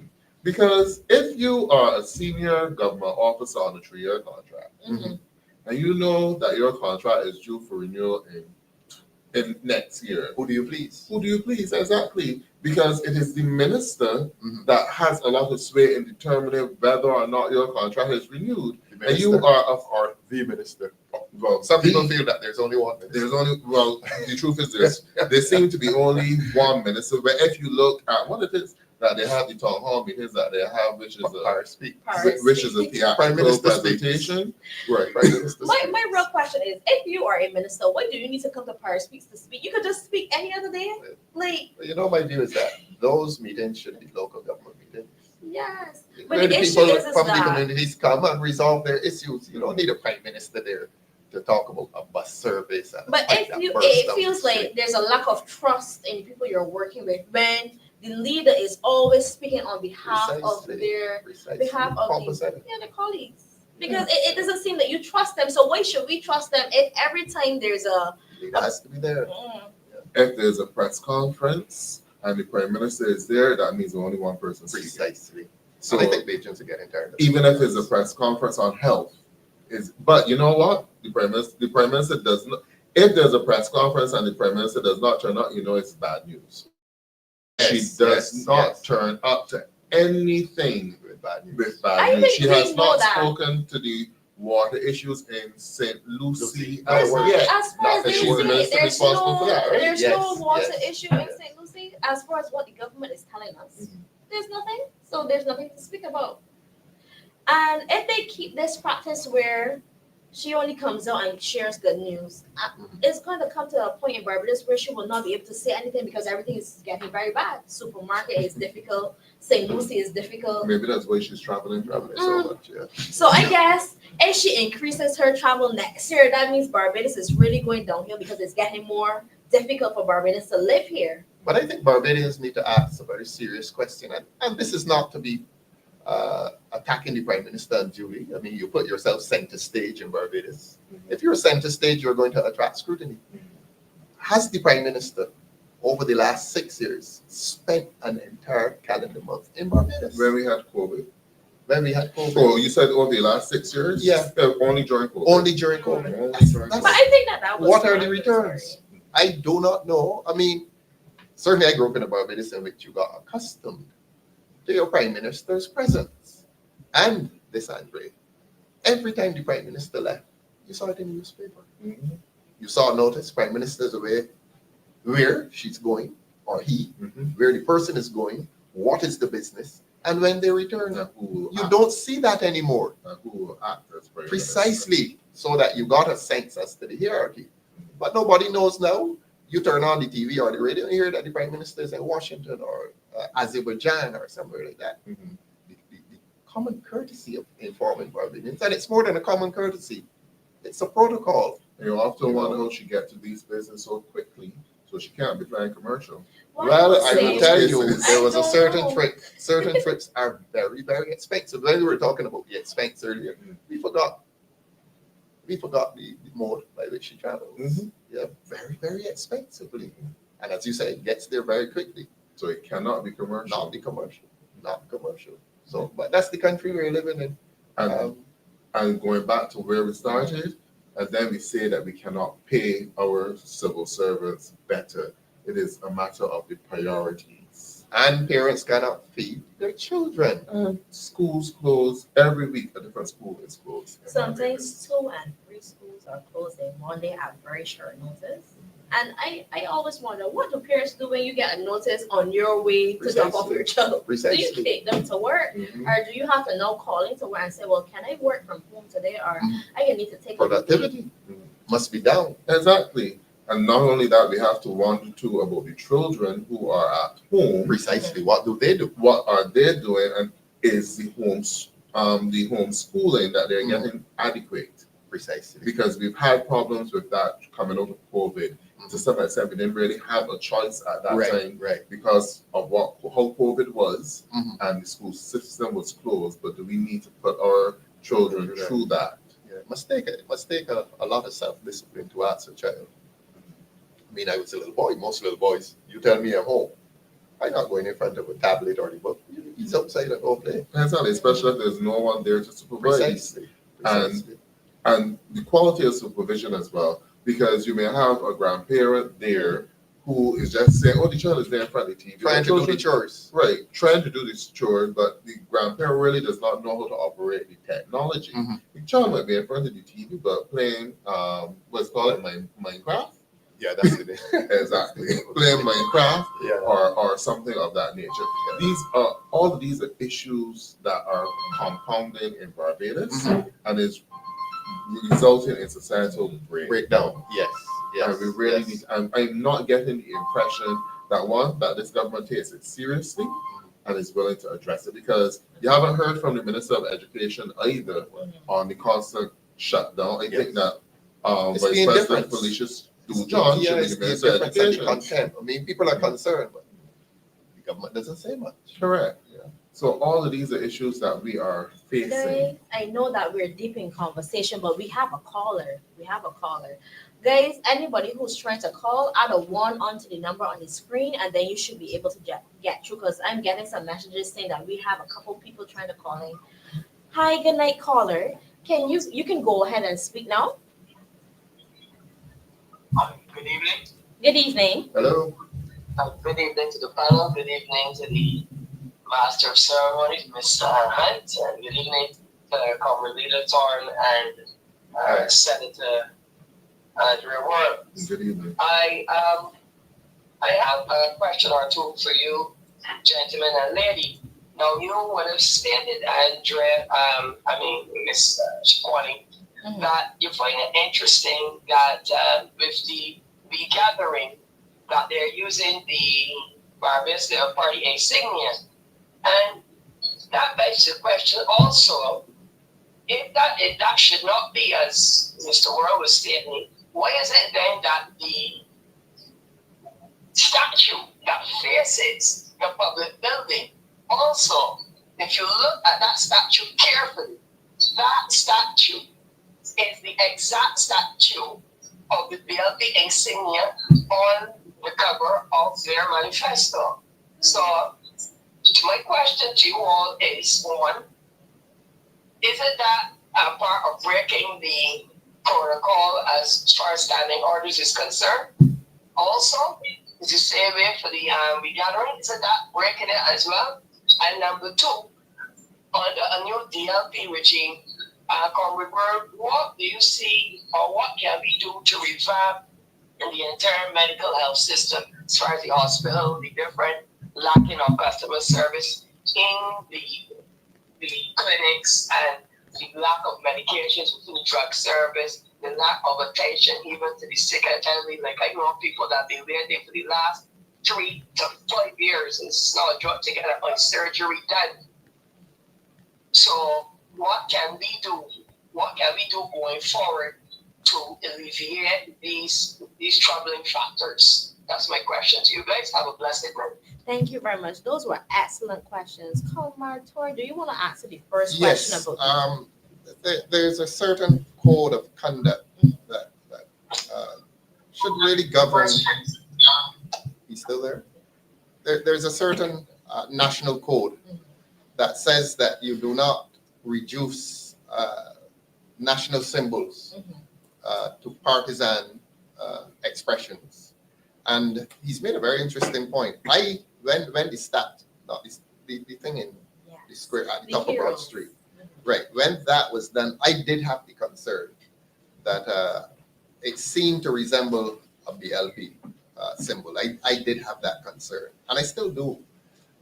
So that you're finding that a lot of state property and state symbols are reflecting party colors.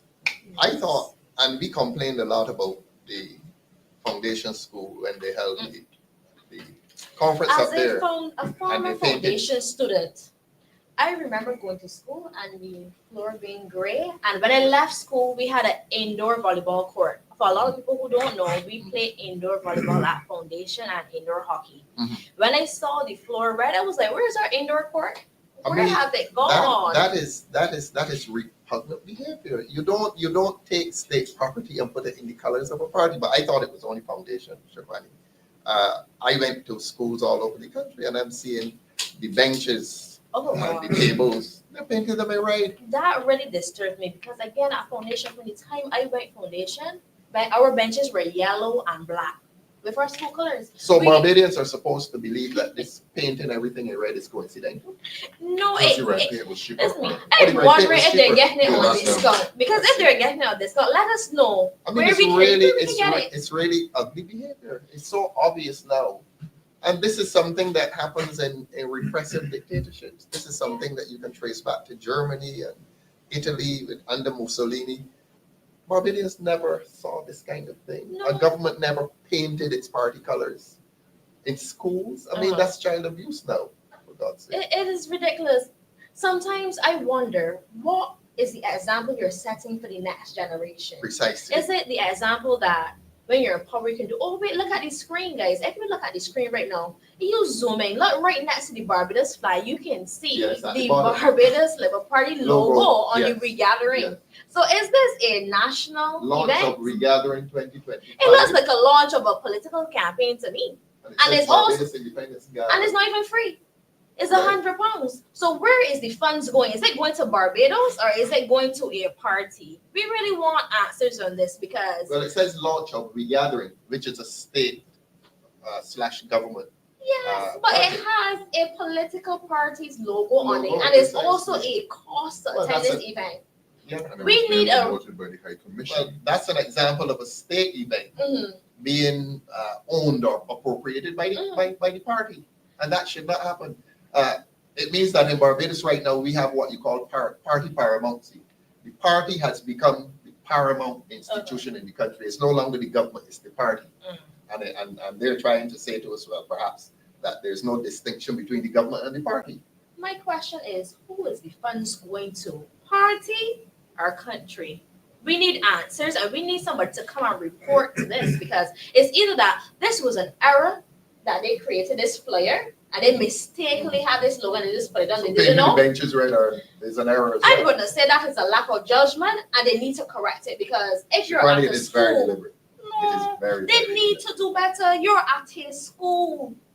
You should have school pride. You feel that you should go into a school and you should see red benches if the school colors isn't right. Precisely. It is ridiculous. In They primary need schools. to do I better. understand though there was a bit of a protest at Foundation. Is that true?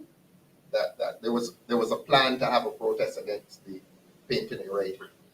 I'd heard that. What I don't would know if say it's is that true. we create strong people. We created prime ministers before. We create people like me. And I'm saying that to say, when you have a strong student council, because they have a very strong student At council, Foundation. yes, they do. You will find that students will not stand and let things like that slide. And they need to correct it. If there was a budget to paint it, there must be a budget to repaint it because it cannot be at the cost of the school. And it is our duty to tell Barbadians why they're doing this. That it is propaganda. Yeah, and you're really trying to control people's mind with symbols. And it is insidious, it is dangerous, it is wrong. You don't do this to people. And you don't do this to children. Definitely not. We need to lead by example. And if they're not planning to lead, we did that here at the Democratic Labour Party. We plan to lead. Well, they're not leading, they're dominating. And there's a difference between leading and dominating. Dominating people's lives and forcing all these party symbols on people and turning Barbadians into zombies almost. That whenever you see the color red, you're supposed to respond to it. And you're supposed to respond to it favorably towards the government. And that's the ill, that's the evil that has taken over Barbados. That everything now is BLP symbolism. And that if you don't support BLP symbolism or if you don't agree to go along with it, you're marginalized. What? They have a program. I don't even know what it's called. The Green Project. You see the benches everywhere, but the benches are never green. They're always red. They're red. They're always red. You know, Shakwani, when that started, Uh, I think they were painting the benches either blue or green to yes. fit in with the environment. Yes. If you're talking green in Barbados, when they were supposed to do the million trees, Yes. plant the million trees, another abandoned project. a few They years ago. abandon projects like how they abandon people. But it seems that As instead of a accurate. million trees, they're planting a million red benches Yes. in the parks across And Barbados. it's very concerning. Why are you putting benches where no people are? They're creating spaces. I saw a bench project on the curb of a highway, and I was wondering why would you even put benches here? You don't want people to sit here and get. Suppose a car fly over and hit people. But with all due respect, red is a violent color. Mm. And it doesn't blend in with nature. It really does not. You know, and you're So trying to they're allow- enraging the sector. They're enraging Barbadians. I feel like we feel that way when we go into the supermarket and we don't see any chickens, we don't see any fish, Mhm. we don't see any vegetables. We feel enraged. Yeah. And then they stay with everybody seeing red. But Andre, on to the next question about the health sector. When the person was asking you about what kind of improvements you think they can make it, how they can make accident emergency and the hospital better. I think that we definitely need to do a study in Barbados. Well, we know for a fact, I don't think that we have enough beds Mhm. to deal with the size of our population. It makes you ask the question, what is happening to Harson's Point since COVID?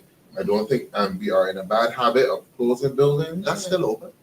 They run to ground and then they become sick buildings. Harrison's Point is still operational. I heard someone say it's still open, and I asked somebody, is the water there brown as well? Because it's a St. Lucie, it's right there. They said the water isn't brown though, but it is still open. But what is it being used for? Is it a smaller hospital facility now? Because it should be. Well, Take some pressure from the it hospital. should be utilized to take pressure off of the hospital and also expanding our polyclinic network.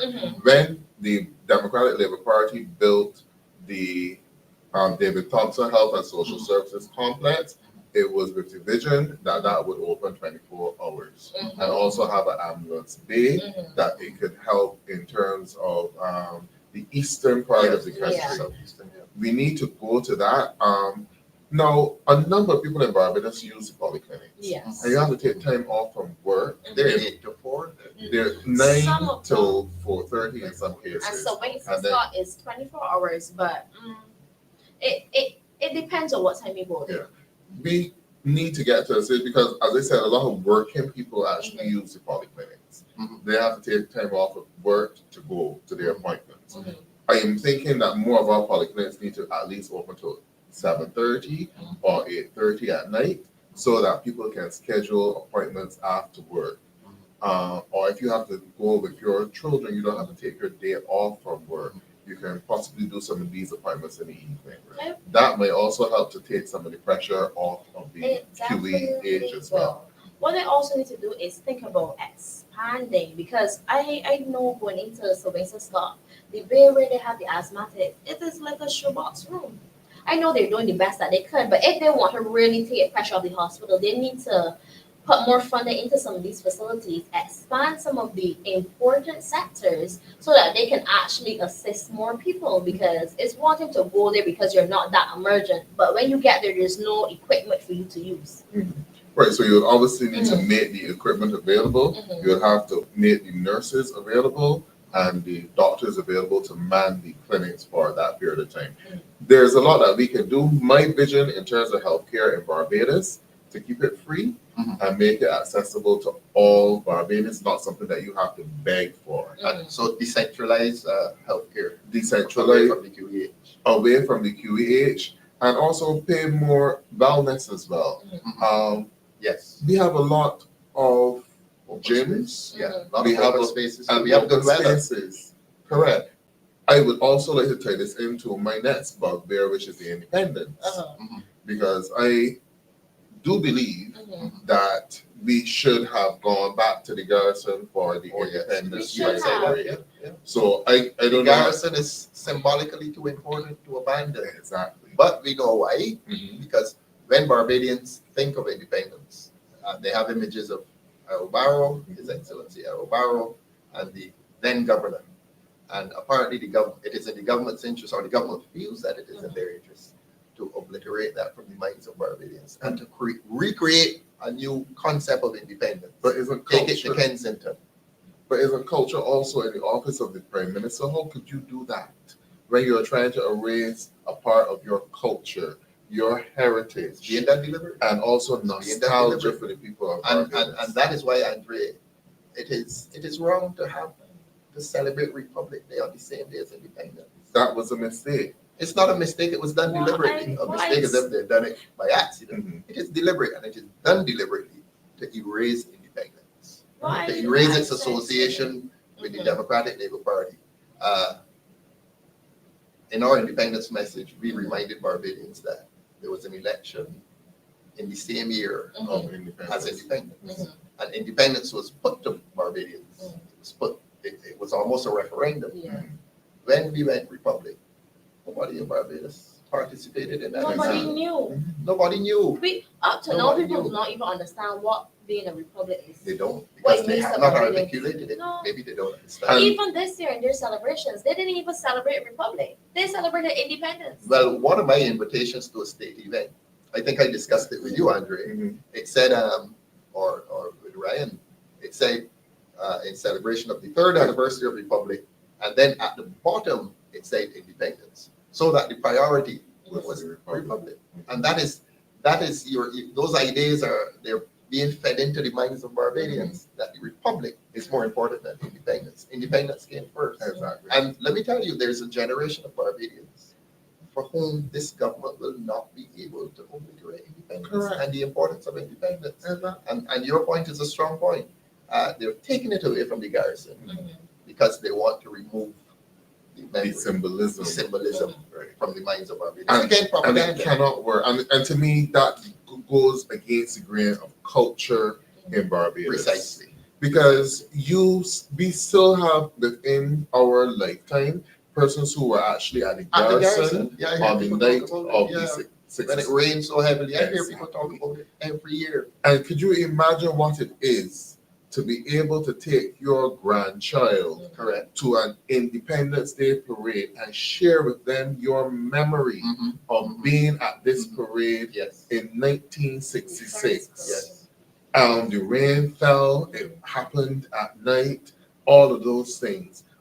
You are building bonds, and you are translating information and history. Precisely. That is Precisely. important. Telegraphing messages to people. Look, Kensington is a sterile environment. Correct. Kensington is a cricket ground. Mhm. Now, the garrison is a beautiful backdrop of the trees and those old And it is open. buildings, and it is open. And it is Precisely. open. So it feels like public property. Exactly. And that is You go why into Kensington, you going through a gate, and then you go. It's a you cricket feel as though you ground. have to be invited As if to you- be there. And, That's how it and then feels. you may also feel as though you have to dress a certain way. Precisely. No, let me tell you, You could my- stroll down by the garrison. correct. Let me Before tell you you, stroll down, take the children on your shoulder, and you're there. this is my story about independence. I was in cadets, so I had the privilege of being on parade at both the garrison Yes. and at the port. Oh, really? When I left school, because that is in me, so I still wanted to be seeing the Independence Day parade. So I get up in the morning, Yeah. and I go to the garrison and I watch the parade from the sidelines. And you are with family. Yes. You're close to the beach. So after the parade is finished, you normally go with your Free family movement. to the beach. You watch the march past Yes. on top Yes. and going to Bridgetown. You go with your family to the beach or to a picnic. You don't feel as though you have to dress up any particular way. It is open. You can come when you're ready, Precisely. right? And you watch it.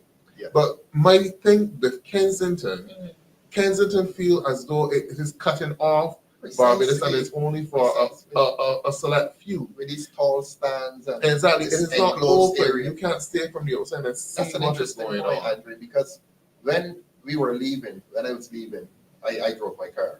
Nobody putting me in a bus and taking me anywhere. We can understand. Yeah, nobody's putting me in a bus and taking me down to Kensington. Anyhow, when I got up to Broad Street, I saw people lining Broad Street. Mhm. And the enthusiasm on Broad Street was greater than what I saw at Kensington. Correct. It was almost as if Kensington was a rented crowd. I mean, people came to see their children, their relatives, And and that's so on. another thing. But it was, to make your point, Andre, the Broad Street crowd was spontaneous. They wanted to see the march past. And those people They probably wanted were, to see the military. They And didn't those- want to see any politicians. right, They and didn't those want to hear people any probably speech. were not in Kensington. No, they because the weren't. crowd- Because I got up there quickly. They could not have got up. Right. And there was not much of a crowd in the stands in Kensington. So it makes you ask the question, what is the benefit of taking it to Kensington? It feels as though you're taking it away from the people. They're recreating it. It should be at the garrison. They And what want is, to recreate it, Andre. what is also insulting to this country paid money for a 50th anniversary monument at the garrison. A monument Abandoned. has been abandoned. I passed there in October, Yes. and the bush was high. The Really? benches needed painting. So it's desecrated. It almost looked dilapidated. Yes. Yes. And that yes. should not be. The government of the day should feel embarrassed Yes. for the way how that Independence Monument is being treated. And not only that, but national statues and Barbados. So they want to put them on notice. 21st of January is our Barrow Day. And we better make sure that that statue is clean because the Democratic Labour Party will be We're doing stopping a bus tour. there. We're doing a bus tour, and that's the first stop. So we better make sure that that statue is clean and Independence Square is spick and span. They need to be put on notice. They need to treat our culture better, our Yes. national symbols. We should know where Barrow's jacket is. Jacket You still cannot missing. tell me that a jacket was in a museum and you're blaming a poor man who's probably innocent for it. Because how did he get My access? If it question is a is, museum, how did got he in get there? in? exactly, it should have been properly secured. And We better leave that But alone. leave that it is very disappointing. It seems that every single corner, this government is dropping the ball. Everything. And we also in possible violation of our UNESCO World Heritage, because it seems as though everything that the Democratic Labour Party did, they want Erase to it. erase. Erase it. We got the UNESCO World Heritage inscription in 2011, Mhm. historic Bridgetown and its garrison. Mhm. Now, in reading the document, what made it special was the fact that you have a military garrison from back in the colonial days, Yes. and the yes. town is more or less built around that garrison. Correct. And we are hearing talk about this government Hotel looking to development. move St. Anne's Fort, Mhm. the headquarters of the Military. BDF, Yes. from St. Anne's Fort and put it in St. George. That is reckless, and that is also ridiculous. Well, it goes against the heritage designation. So what would it do to the heritage designation? Mhm. Because as you read the document, a lot of it points out to the garrison, the Yes. military Oh, yes. base Oh, there, yes. Oh, yes. and those the brick buildings. architecture, Yes. and yes. also the network as well in terms of how you protect. And it goes down to in terms of the coastline, Carlisle Bay, Mhm. and how it was protected as one of the first points to the Caribbean coming from across the Yes. Atlantic. Yes. Yes. Right, and how it was protected as a garrison. Yes. So if the government goes along with its plan, Mhm. we can possibly lose that Use that designation. designation. Yeah, and you don't want to offend private interests. But I know there are a lot of Barbadians who think that we should not have the kind of hotel development along the same coast. Mhm. Because here it is, you have this heritage designation. And on the other side of the street, you're you're building these very modern buildings with glass and steel and concrete. And that clashes Mhm. with the other buildings on the other side of the road. Mhm. Same BDF headquarters, Right. the buildings around the garrison, which are falling into Mhm. disrepair. I don't know why that I is being think one allowed of to the happen. things The that library, for example, Correct. on Gorey Street. We have this That is heritage also designation. part of the Yes, designation we have as this well. heritage designation, and we're doing absolutely nothing about it. Exactly. And then we want to talk about heritage tourism. Mhm. If you go to London, you don't see Oh, a yes. Buckingham Palace. Oh yes, And precisely. the same place that any parade was held Mhm. in London from Queen Victoria's time, Mhm. Queen Elizabeth did it the same place, Yes. King Charles will do it the same place. Yes. Yes. That is what sells heritage tourism. Yes. And we have a tremendous capacity to sell heritage tourism in Barbados, but because the Democratic Labour Party got that inscription, Mhm. the Barbados Labour Party government does not want to lose it, and they would want to remove it from the memory of all Barbadians. That is not fair to the people of Barbados, because money was spent to have that. We need to utilize it. And if we are talking about culture and heritage tourism, you cannot be destroying our culture and then want to say that you are building cultural tourism and heritage tourism and all of these things. You cannot do it. You know, the horses on parade, it's so much more impactful when you're hearing the hooves of those horses Can't go on on solid Kensington, ground, on the road. but or we're in there a on square. Kensington. No, you don't get that. Right, because you used don't to get have it. the troop by the horses. Because you remember you got to see the horses Not only as see the them, but hear them. escort, Hear the, them. You hear the them coming. escort to the president, Yes. right? And you had the set in front and a set behind. And then those horses did a troop. I think that was the first movement on the parade after the inspection. Mhm. The troop of the horses where they would either do the canter up and then down, and then they would move off to the back of the parade. Yeah, but the point You is can't that get that. it sounds and feels different on grass. You don't get the same. Exactly. Yeah. Let's say, talking about sound and feel, I have an issue too. Mhm. As I said, I ain't just now come town and start going to the Independence Day parade. I went to Independence Day parade when Arthur was the Prime Minister. He never gave a speech. I went to the Independence Day parade when David There we Thompson are. was Prime Minister. There we are. He never gave a speech.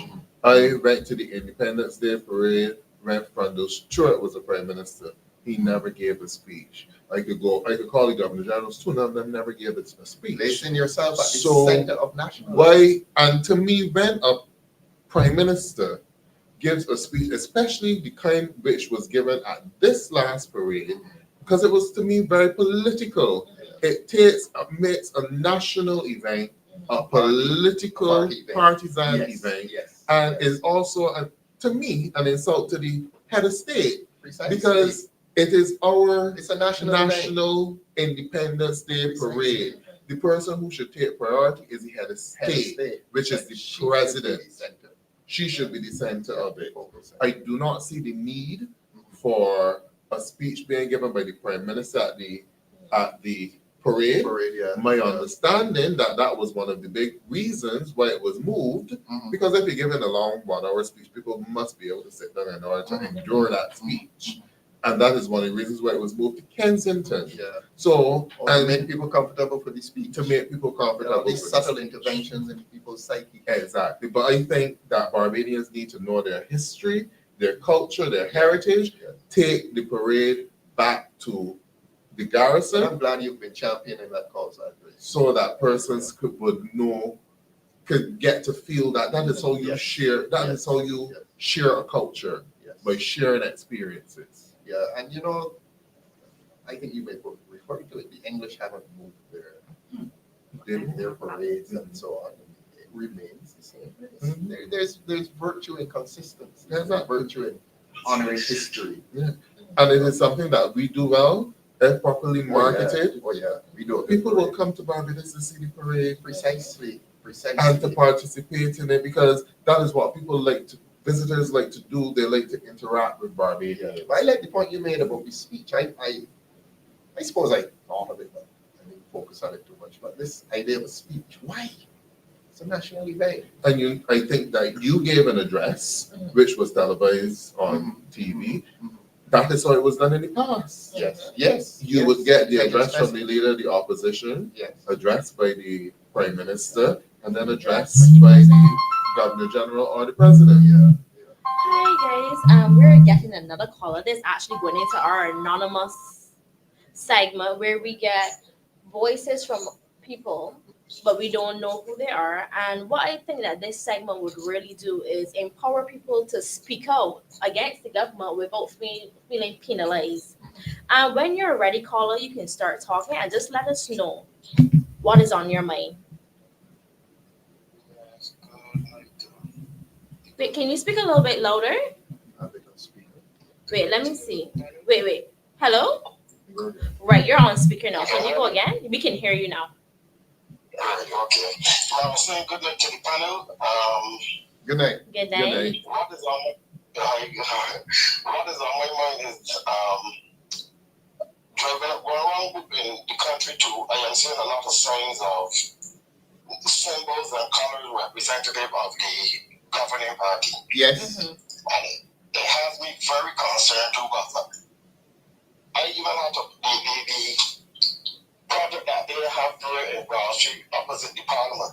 Mm-hmm. I even had to point out to some people some symbols in there and show them symbols of the ruling party. Yes. Mm-hmm. And compare it to, and people agree that yes, they were the same thing. Yes. Yes.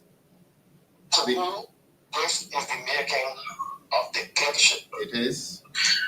I watch a lot of the famous dictators around the world, even those who are not that famous. Mm-hmm. And they always started by, painting a lot of things in their country with their colors that they represented, the symbols and the images. And going around, you are seeing a lot of the only thing you're seeing here is images. Mm-hmm. So I'm wondering how far we are from seeing an image. We might be just around the corner. Caller, during COVID, there was I don't want to stop you. I want you to stay on the line. But just to remind you that during COVID, there was a BDF truck driving around distributing food. Mm-hmm. And they were playing the voice of the Prime Minister. Mm-hmm. Oh my God. Yeah. And I remember that. And it did not feel like Barbados. It felt like a military dictatorship. and it was coming from a military truck. Yeah, but you continue, please. You continue. Next thing I'm going on, once you got too much time. No, you have the time. You go on. Next thing in my mind is that, honestly, I will say that we're going to be able to credit the Barbadians Labour Party in the 2018, after they won in 2018, we're going to be able to credit them with ushering in a new era of politics into Barbados. Right now, I am very disappointed. Very, very disappointed. I really thought that they would usher in a new era of politics.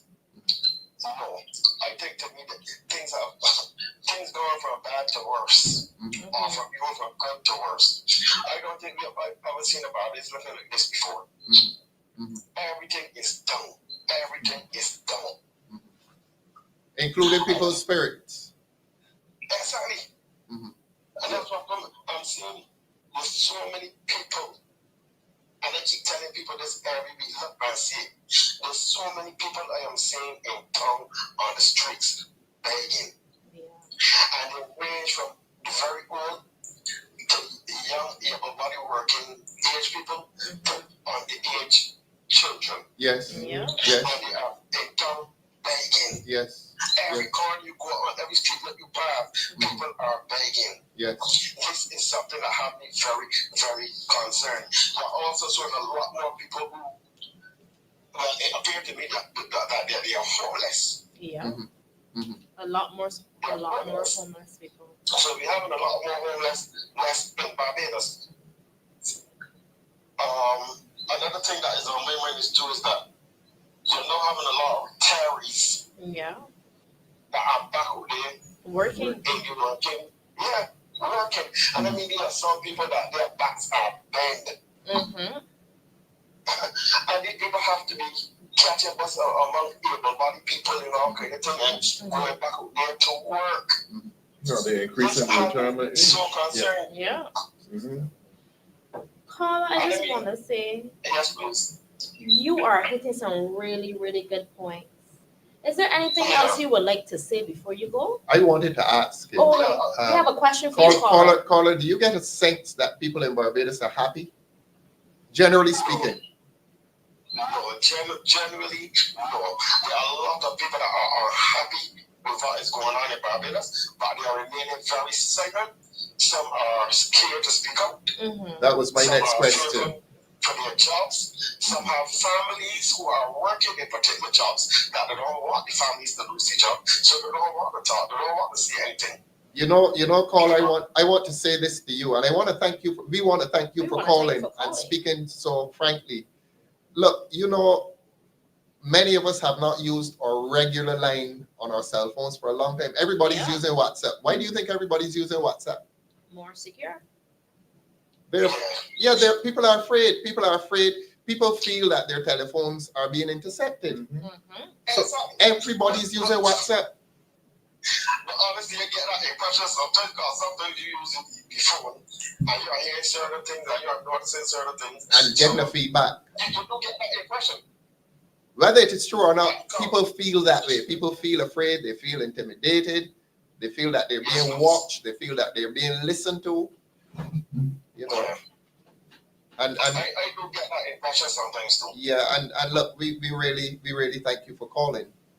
For having the courage to call, because what you're saying reflects a lot of what I'm hearing, but you've had the courage to call. And I don't think you disguise your voice. I don't know you, we don't know you, but you haven't disguised your voice. We want to say thanks to you for reflecting the fears and the anxieties that Barbadians feel, and that they feel that their country has changed so fundamentally.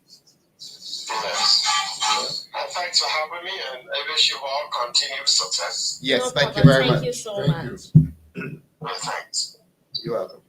I just want to say, in this segment where we call the anonymous voice, the voice for the voiceless, we really started this because we wanted to give people an opportunity to call in and not have to worry about people seeing their faces, not have to worry about being pressured. And we want to encourage people to call more.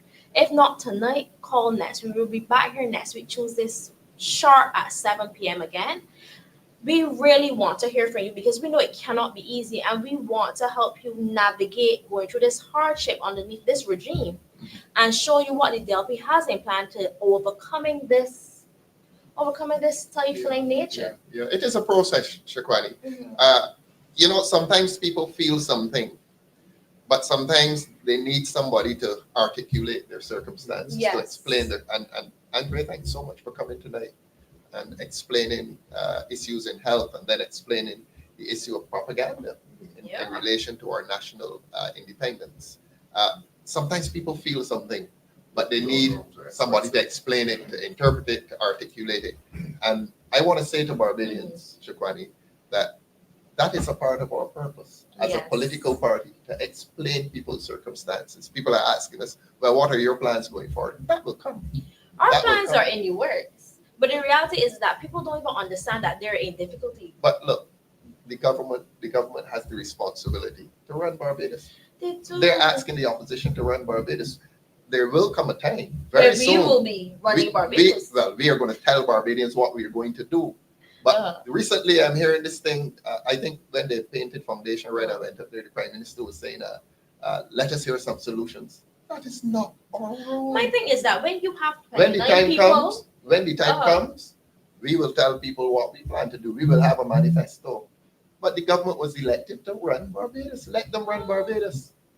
Yeah. They're elected to run Barbados, but what I want to remind them is that they can at least look like they're doing something.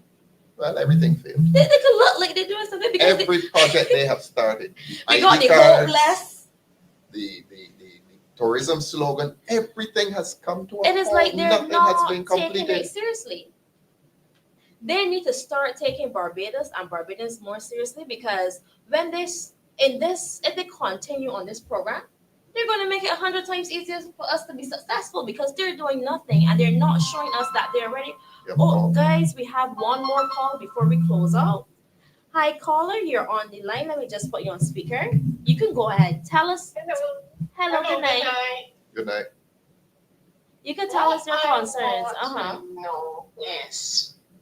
Okay, we have a draft constitution come out. I haven't had a chance to look at it in its entirety.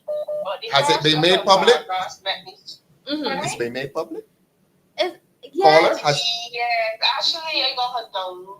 Really? Barbados on the ground. Oh, really? Oh. We have to go on Barbados on the ground and get a copy. Oh, it hasn't come through GIS, has it? I don't think so. So it was leaked then? I don't know if it's leaked or leaked now. It's made public? My thing is, the parliamentary system in Barbados needs changing.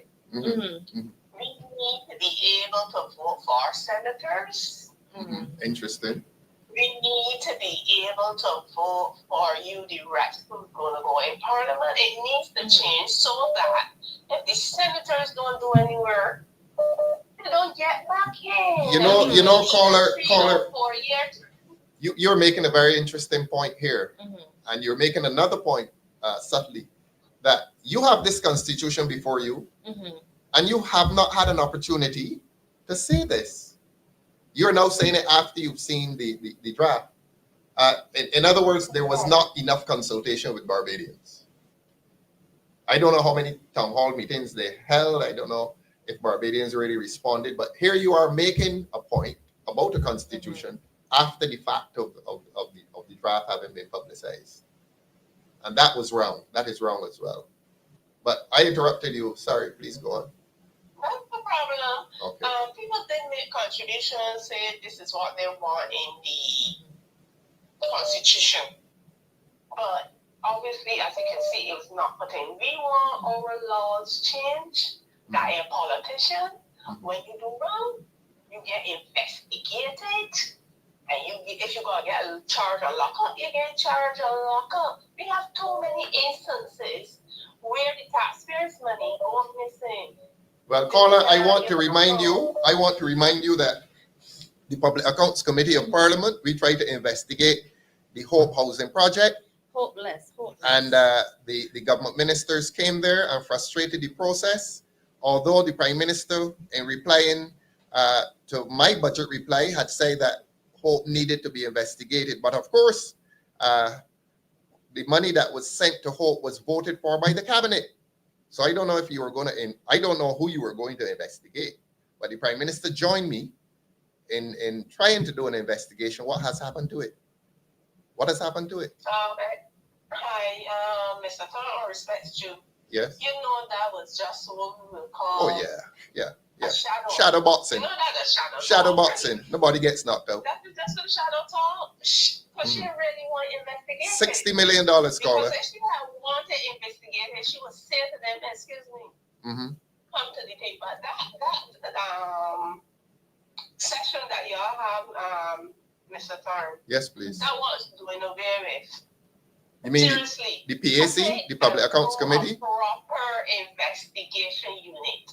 Well, we have 3 people on the Public Accounts Committee out of, Andre, about 12 persons. So, you know, I mean, the structure of the thing. That's what I'm saying. Yes, the structure of the thing. The committee has to be independent. Precisely. I can't have A government minister. okay.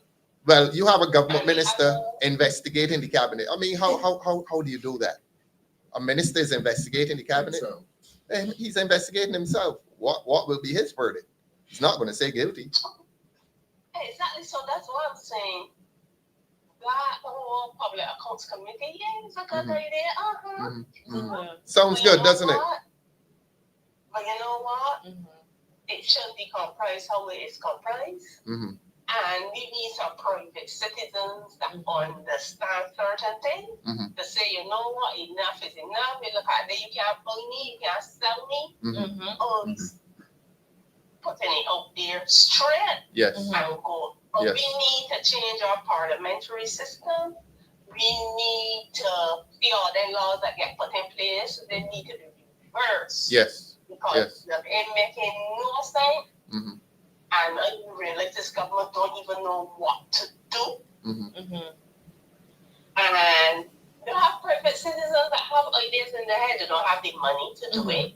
Where we can start generating money for this economy. Mr. Khan, when they get time, I can figure out when they get some holiday, I can figure out where you is. I hit you with some of the ideas. Please do. The Democratic Labour Party want to get back in. We need to put the people on the ground in the constituencies. They need to say, yes, you want to let your cat out the bag, but hear what the people are saying. 3105412 is the number here at the opposition office. Here, we can get it put up on the screen so you can take open it out. to you, and there's George Street as well. We can put the numbers on the screen so you can say it. But caller, I want to say we thank you so much for coming on. We know this could not have been easy, and we want you to call back next week. We're looking forward to hearing from you and other people like you. The only body I'm fighting for right now is the Lord, and I'm fighting for He. We need more people like you, more callers like you, and we are looking forward to hearing from them next week on our next edition of the show on DLP TV, where honest voices for people matter.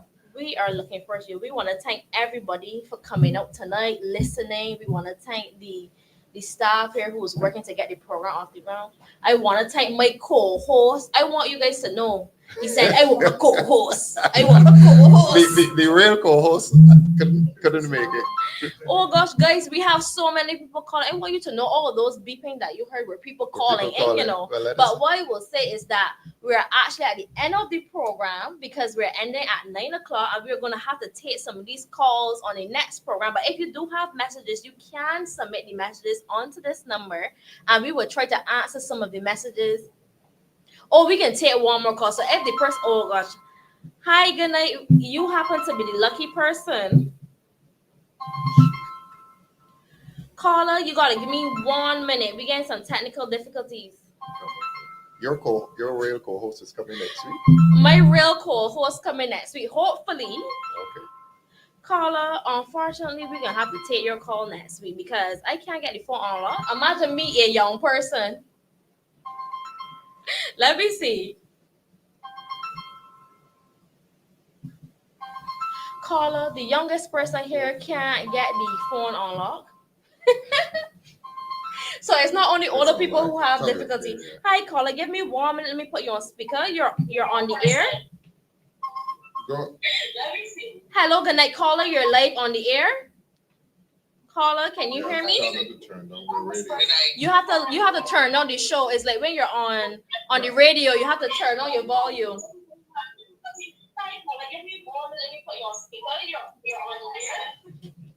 Hi, good night. Hi, good night. You're live on the air. Hi, good night to the panel. Good night, Shaquani. Good night, Conrad Ralph, Conrad Andre. Good night. Good night. Good night. First of all, I just want to put in a plug for the people of Christchurch, East, Uh-huh. and y'all should recognize this voice by the time I'm finished speaking. DG. But people of Perry Valley, especially, Uh-huh. because there's a case where the people of Ferry Valley, they need to get a proper bus system going to Ferry Valley. I know Conrad Ralph, you would know about Andre. I invite you to come up to Ferry Valley. I drive from Ferry Valley to out by the old Mike's Mini Mart in Pilgrim Road, Yeah. or down to the existing Mike's Mini Mart in Chancery Lane, and you will see how far the people of Ferry Valley have to walk to get to from a bus And they stop in walk the on a north terrible to get road. to their homes. DG, they're walking on a terrible. Ask them to fix that road that runs around the perimeter of the runway. Horrible. Horrible. Because the roads are horrible as well. Yeah. But the point is that buses are dropping the people off, and I'm talking about school children Yeah. and the elderly as well. So Dropping it's them off not really in Pilgrim Road, correct. and they're walking down to Chancery. Walking down to Ferry Valley. Wow. Because none of the buses are going into Ferry Valley. Oh. We need that question answered. Why aren't the buses going into Ferry Valley? Government, can somebody for your ministry please answer that question? See if we had a properly functioning system of local government. The permits are saying Ferry Valley. The vans are saying Ferry Valley. But the bus drivers are putting off the people and making them walk. That means we need to start revoting some permits. It sounds like that. The government needs to investigate who they have given the permits for Ferry Valley and find out why they're not traveling there. If your permit says you're to go there, you must go there. The government needs to start holding these people accountable. We talked about accountability earlier here tonight, and we're encouraging them to do it more. Conrad Ralph says And we thank you there are for several raising it. sleeping in that area as well. Yes. And the surrounding areas Yes. and the roads. Yes. I don't know if they travel by airplane. The word is the word DG is indifference. Correct. Indifference. Or they travel by I helicopter. guess the type of vehicles they travel in are quite different to ours anyhow. So they wouldn't feel what we feel. Okay. Caller, I want to thank you for calling, but we got another caller, and I want to say he been calling for a little bit. You're done an excellent job. I love the idea. DLP TV all the way. Thank you you. very much. Thank you. And God bless Barbados. Have a good God night. bless Thank you DG. very much. We're gonna take the last call. We're gonna ask you right now. Hi, good night, caller. You're live. Caller, you're live. Can you please turn down your volume? Your voice. Hello, good night. We can hear you. Hello. You need to turn on your volume in the background. Hello. Good night. Good night. Hello. Good night. Hello, good night. We can hear you. You're a live caller. You can start speaking. I can't hear you. You have to listen to the phone caller. Hello? Caller? All right, caller, you have to. Yes, you can yes. start Speak. speaking. Stop listening to the TV. You are No, on the speaker stop. already. Caller, stop listening to the TV. Listen to the phone. You can speak, caller. Okay. I'm not listening to the TV. Okay, go on, go Go on. ahead. Listening to the phone. Mm-hmm. Yeah. What I want to speak of. Yeah. What I want to speak. Hello. We're listening. Is the present situation in the country with the water. Yes. Mhm. Mm-hmm. The water situation in Barbados. Caller, you speak. You go on. You The speak. water in You this speak. country is awful. They have a system. They have a system where the water.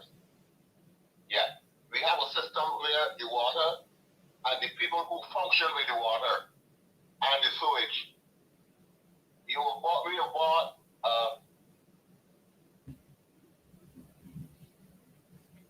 Caller, just speak naturally and stop listening to whatever it is that you're watching the show on. we have a situation where the people who I'm trying to speak, but What are you listening to? You listening to something else? I'm trying to speak, but it's really very low. No, you have a nice voice and you want to hear yourself. You just talk to us, man. I'm trying to speak to the people on the program. Well, we're hearing We you. can hear you loud and clear. Yeah, that's what I'm doing. Okay. So you have a problem, you have a concern about water, the quality of the water. Yeah, the water system in Barbados is awful. The system or the quality of the water? To implement and spend thousands of dollars. So, yeah, thousands of dollars in a water system. Both the water and the system. Right, okay. The water is awful, and we've spent thousands of dollars trying to implement a system that after all these years have up to now haven't been successful. Number two, we have what we call a sewage system. We have a sewage system on the west coast of Barbados Yes. that was put in place by the last administration. They were warned before the system was put in place. They were warned by this administration was warned. They were warned that the system that they were putting in place was awful. It wouldn't work. They went on and put it into place, and after a couple of months or years, they had problems with the system working. The minister responsible for the system knew that it wouldn't work. Right now, we have the people in Barbados paying for this system that only houses a few people on the west coast, and you have the whole country paying for it.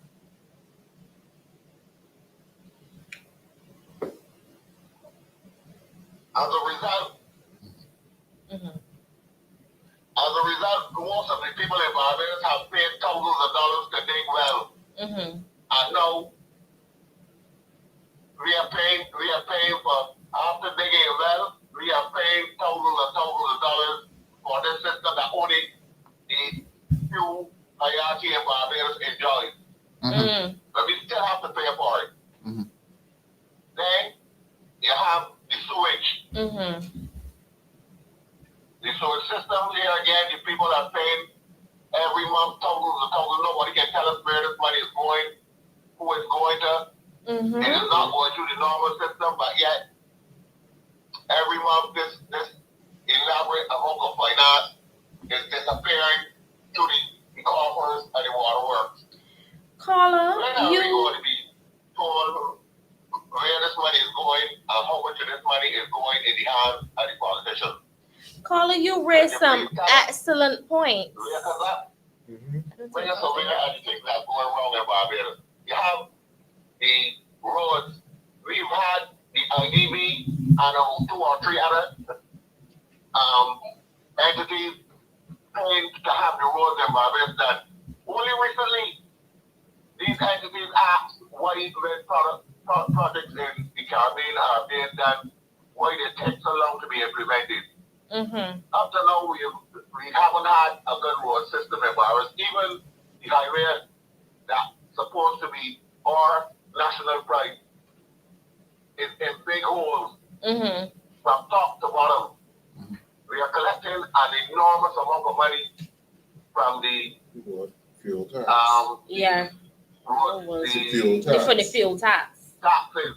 And at the end of the day, all this money is just vaporizing, and none of the roads are being done. When the cricket started, they did a few roads to impress the people. Yes. Now that the cricket is finished, no roads are being done. Yes. Caller, I want to thank you for calling in, and we really appreciate your call. You raised some excellent points, And what we're going to do is from some of these points raised here, we're trying to address them at the next session next week, Tuesday. So lock on next week, Tuesday at 7 p.m. to 9 p.m. I know we went over a little bit tonight, but we will try to start the calling segment a little bit earlier so more people can call in because we had an overwhelming response to the call segment. I want to thank everybody for logging on tonight. I want to thank all of my guest speakers and my co-hosts for coming on. I will see you next week, Tuesday night at 7 p.m. on DLP TV. Have a good night, everybody. Thank you. Bye bye. Thank you. Bye-bye.